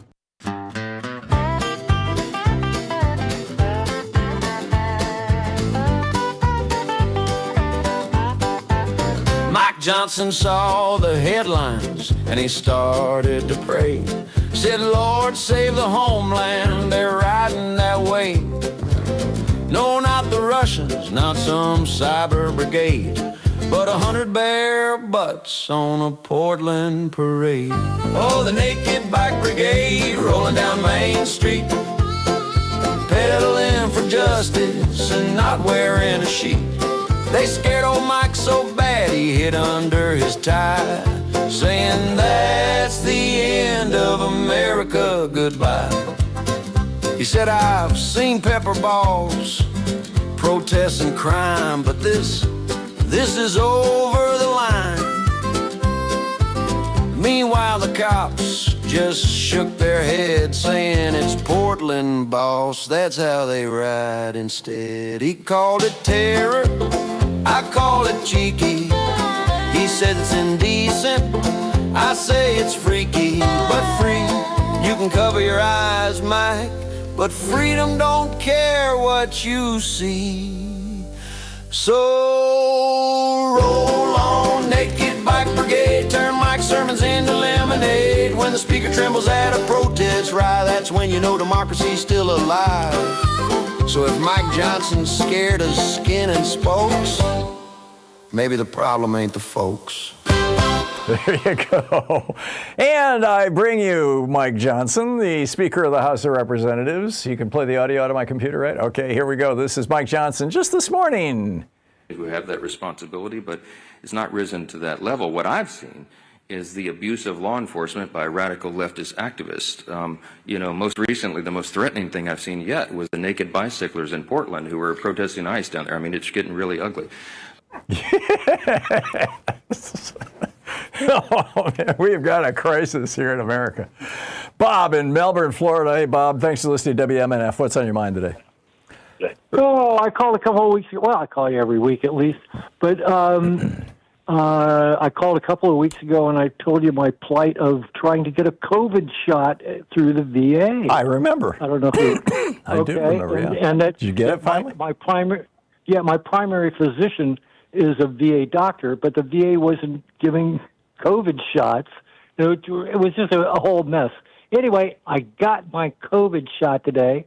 I just thought I'd let you know that if you're over 65 and you're in the VA healthcare system, you can get your COVID shot. And the reason it tipped me off is I saw a couple days ago in the newspaper that Trump got his COVID and flu shot. That's correct, last week.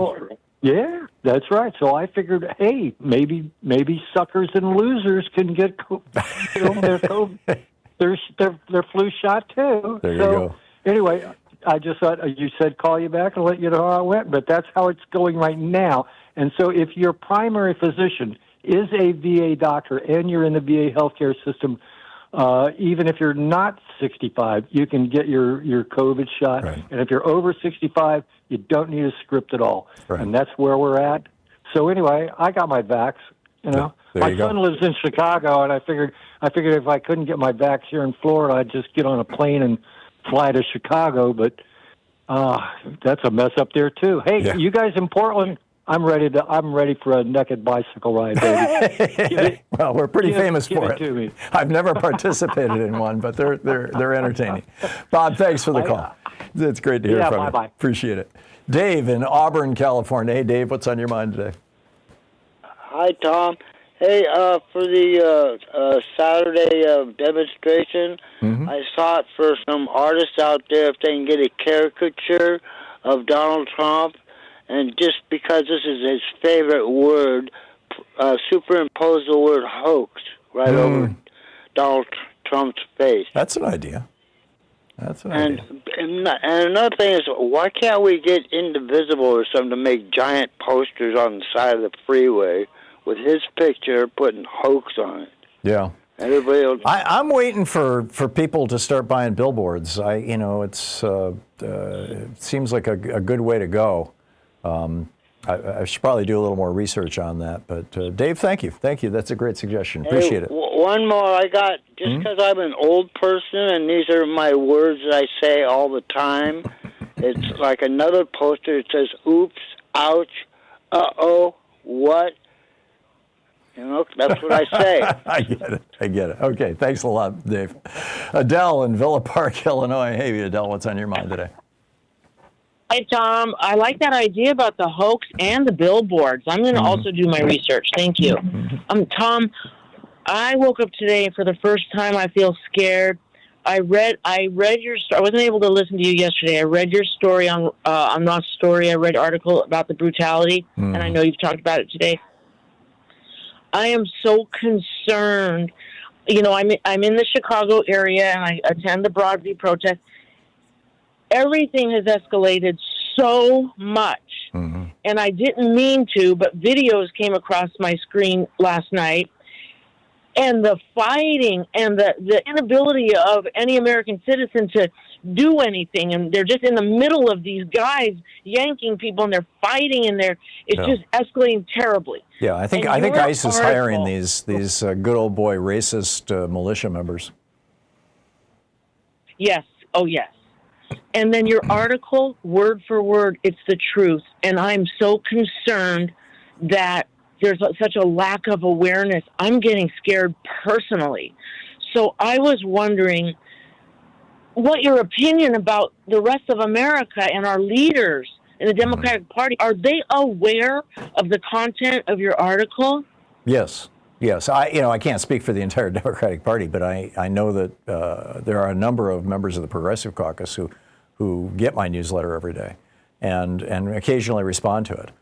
So they're aware of what's going on. Yeah, and they're trying to do something about it. I mean, the problem is right now they just don't have any political power.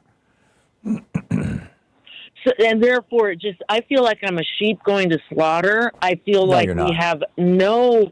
No, Adele, there are a lot of people pushing back. There are a lot of people sounding the alarm, and a lot of them are not even Democrats. I mean, you got Steve Schmidt, the guy who ran John McCain's campaign out there speaking up. You've got Judge Michael Ludick, who is a famous conservative judge who is always being quoted in the National Review and stuff like that, out pushing back. You've got some good people who are standing up and speaking out. Sadly. Even Obama is apparently now starting to speak out. Sadly, we're not hearing anything from George W. Bush or his family, but we need more, and I think we're going to get a lot more on Saturday. And courage is contagious, and so I encourage you to get out there Saturday with a bunch of other people and catch some of their courage. Okay, definitely. Thanks for your feedback, Tom. Thanks, Appreciate Adele. it. Yeah, good luck. The country's not gone yet. I mean, we're in trouble, but we're not gone yet. Katie in Hamul, California. Hey, Katie, what's up?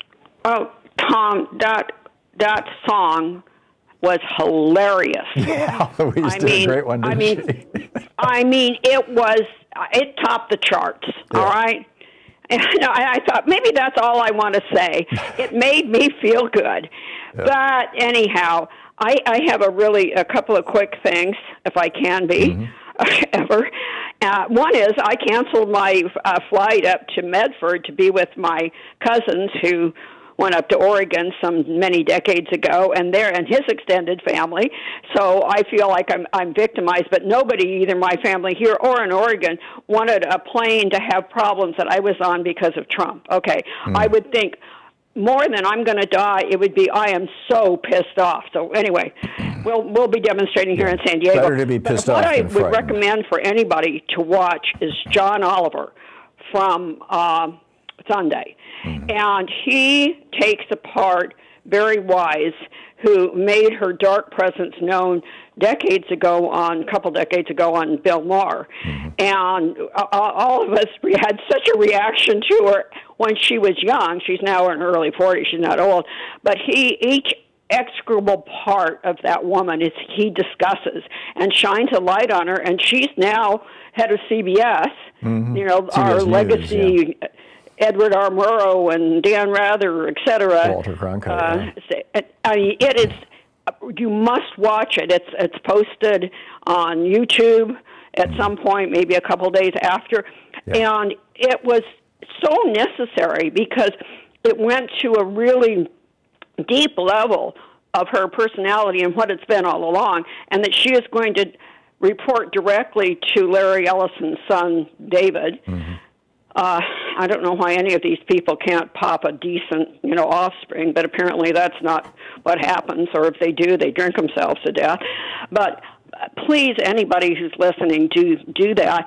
Second, as far as the ICE goes, am I not right? Because a Google search is contradictory, yes and no. Aren't the ICE agents now, they don't have to even have a high school degree, and they get a $50,000?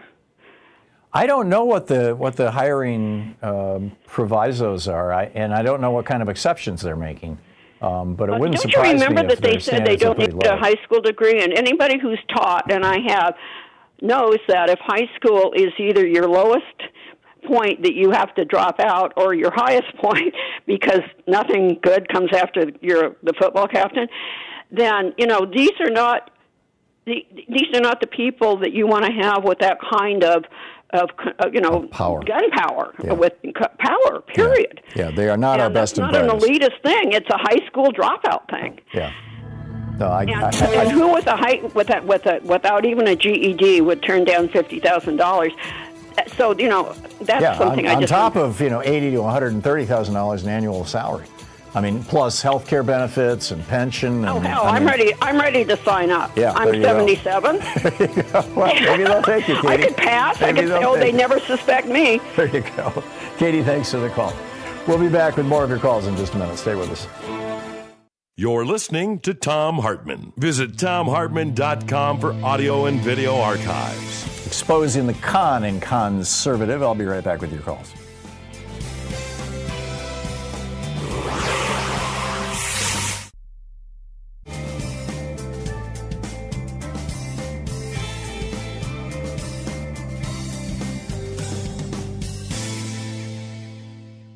And welcome back.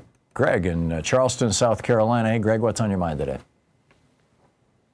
Yeah, Tom. I just got home and caught the tail end of the veteran mentioning that he'd gotten his COVID shot at the VA. Mm-hmm. And here in Charleston, South Carolina, I haven't. They're not providing them. Really? Through the VA?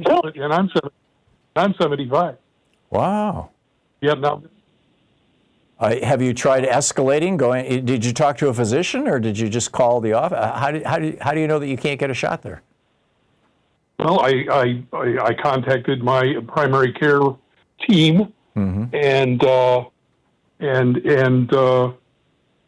said it's simply not available. Now I could go to my local CVS they told me with my VA card, but it turns out that I also have to have my Medicare card. Yeah, because Medicare will pay for it. Yeah, but at the moment, I'm unable to access my Medicare card because it's in our motorhome that's in the shop. All you need is the number. All you need is the number if you have that. I realize that. Yeah. And in fact, it's the VA's got that information in my record. But anyway, yeah. Not all VAs apparently are created equal. I didn't hear where he was from. He was in Florida. He was in Florida. Okay. Yeah. You would think that they would be equally a problem if South Carolina is. Yeah. Yeah, I don't know to what extent these you would think the Veterans Administration would be operating, along federal guidelines rather than state guidelines. But I'm not a veteran. I don't use the system, so I'm not that familiar with it. I'm sorry. Yeah, I've been listening and watching to you since Air America. So well, thank you, Greg. I know. Anyway, I just thought I'd throw that out. Okay. Well, thanks for the heads up on that, and hopefully you can get your shot over at the CVS. And a tip, probably a good idea to take a picture on your phone of your Medicare card, your Social Security card, your passport, your driver's license. So if you ever lose any of them, you've always got the information. Absolutely. Yeah. Good talking to you, Greg. Thanks for the call. Les in Glendale, California. Hey, Les, what's up? Hi there. Two quickies. First of all, the Stonewall Uprising was June 22nd, 1969. Thank you so much. Which perhaps not coincidentally was the night of Judy Garland's funeral service in New York. Oh, my. The other thing I have to say is I've been wanting to call you about the wealth thing since you mentioned that, and suggest that you have a series of people come on and psychologists who go into the psychology of, hoarding money. Mm-hmm. But at any rate, the reason I called was the Dominion voting system won their lawsuit against Fox News for defamation, right? Right, but now they've been bought out by a right-wing MAGA guy. Well, my point is, couldn't the governor and mayor of Oregon take a lawsuit against the Trump administration, against Fox News for playing all of that 5-year-old stuff. And the point would be really just to publicize the event, not necessarily. That's an idea. That's a good idea, Les. I don't know anybody in the administration here. I don't do state politics that much, but that's a great idea. Hopefully somebody's listening. Les, thank you for that. We'll be right back.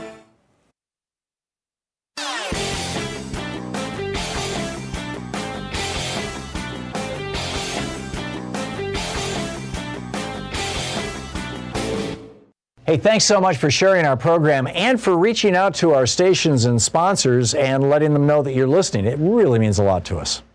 Back in 1968, when Lyndon Johnson was president, Earl Warren resigned from the Supreme Court. He was a liberal, even though he had been appointed by Eisenhower. Johnson wasn't able to replace him, in part because of Republican opposition in the Senate. And so when Nixon came in, he had this opening, but he wanted to have 2 openings. He wanted to get rid of Abe Fortas, who was the most liberal member of the court. So he had his Attorney General, John Mitchell, start an investigation into Abe Fortas's wife. Now, there was nothing there. There was no smoke at all. She had done absolutely nothing wrong, and history has proven that. But they were going to drag her before a grand jury and possibly before Congress and just, drag her through the mud. And this caused Abe Fortas to resign, and that gave Nixon 2 openings, and that's how the court turned to the right. I'm suggesting that Democrats should do the same thing with Justice Thomas. I've got an op-ed about it at Hartmann Report. You can read it over there. Check it out. Welcome back. 9 minutes before the hour. Picking up your calls. Here's CJ in Stoughton, Wisconsin. Hey, CJ, thanks for listening to WMDX. What's up? Hey, thank you, Tom, for taking my call. Many hosts won't, as you might assume. I'm a conservative, as you know, and Miko, very cool guy on your phone call. But I want to say the world celebrates. What a worldwide diplomacy achievement by President Trump, the world peacemaker. 8 conflicts settled, and this one, if it holds, and I pray it does, is quite amazing. Five decades this has gone on, and about 7 presidents have tried to solve this, and he deserves huge accolades in this country. And he getting it from some, but they're reluctant, as you might assume. Well, CJ, I agree. He took the peace proposal that Joe Biden wrote, the 20-point peace proposal that Joe Biden's administration came up with, that Trump told Netanyahu not to go along with, and tweaked it a little bit, and pulled this thing off. I think it's great. The problem, or the concern, rather, I would love to see peace in the Middle East, and I'm so happy that the hostages are free. The concern is that there are 18 more points to this thing, and Netanyahu has veto power over every single one of them. And while Trump might have done a great job, I wouldn't trust Netanyahu as far as I can throw him. In fact, they wouldn't let him come to Egypt. Well, the mere fact that it happened, and President Trump trusts him. He does deserve credit for it. You're right. But I did really, the shutdown continues, and if I could, I think people need to read it. The Democrat short-term spending bill, page 57, 2141, lifts the guardrails from illegals getting Medicare. Now, they still can go to the hospital, the emergency room if they need to, but I shouldn't have to pay for it. You shouldn't have to pay for it. Yeah, and the mere fact that the Democrats this was Ronald Reagan's law. CJ, are you saying that if somebody who's here without documentation gets in a car accident and they're bleeding out and they get taken to the hospital, that the hospital should say, wait a minute, you're not here legally, we're not going to treat you? No. You misheard me. Then who should pay for it? Get the care. Who should pay for it? They should get the care. But then what are you objecting to? I shouldn't have to pay for it. Well, who's going to pay for it then? I guess they're going to have to. But they don't have any money. Then they shouldn't be here. Well, so screw them, right? Just let the guy die. Just let the guy bleed out. Is this the new conservative philosophy? Them to come here. I think there should be amnesty for. We should figure out who is here legally, but they shouldn't get the right to vote before the ones that came through the door and didn't sneak around. Nobody's even talking about the right to vote, CJ. What we're talking about is whether people who are bleeding out should be in a few places in this country, and that's the goal. That was the goal by letting 20 million in. No. That was the goal that Ronald Reagan did when he gave citizenship to 5 million people who were here without documentation. But no Democrat has ever proposed that. That was Reagan who did that. It was also Reagan who in 1986 passed the law that said that hospitals have to take people who are, in an emergency. And my mind is blown, CJ, that you think that hospitals should just let people bleed out if they don't have money. You are mishearing me. I said they should get the care. They should get every bit But then of you said that they should pay care. for it. And what if they can't pay for it? Pay for it. Right. So if nobody's paying for it, how does that care happen? I said they should get the care. And your Democrat Party or Biden's administration. There's no such thing as a Democrat Party. Who's going to pay for it? Well, and they're the ones that want to lift the restrictions now, Tom. That's why the government is shut down. Well, the government is shut down because John Thune doesn't have the balls to. 2141. The government is shut down because John Thune doesn't have the courage to say, we're going to pass a one-day exception to the Senate rules and allow this continuing resolution to have a vote. John Thune could end this right now. Schumer's the one that's got it shut down, Tom. Schumer, I'm not sure which Democrat called for the filibuster, but John Thune can get around a filibuster. He does it regularly when he wants to put a right-wing judge on the bench. CJ, good to hear from you. Thanks for the call. And thank you for being with us today. We'll be back tomorrow. Jefferson Smith will be here with you for the next couple of days as I'm off tomorrow morning on book tour, but please treat him well. Have a great day. Don't forget, democracy is not a spectator sport. It requires all of us, and that includes you. So get out there, get active, tag you're it. Have a great afternoon. Be good to yourself and the folks around you, and stay safe.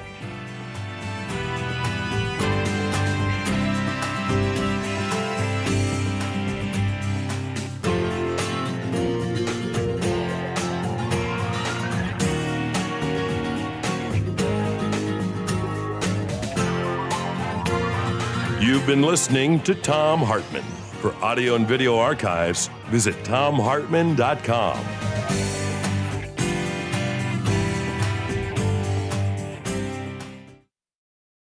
In addition to bringing you the Thom Hartmann program here on Free Speech TV and Video Media Online, we also have a whole set of ways you can interact with us and tools you can use to spread the word about the importance of democracy and the threats to it in our republic. First, there's your daily homework. Sue Nethercutt puts together a daily email newsletter that has a link to every story I discuss on the air, so you can find my sources and you can share them with your friends. It's free and you can sign up at thomhartmann.com. Second, I publish my daily take every day over at the hartmannreport.com website. That's also free if you want the daily 5 days a week rant in your inbox. No ads either. Third, we have the podcasts. There's the free 1-hour version of our daily show that's advertising supported. You can find that wherever you get your podcasts normally. And then there's also the podcast of the entire 3-hour show with no advertisements, and that's available by subscription over at thomhartmann.com. So check them all out at thomhartmann.com and hartmannreport.com.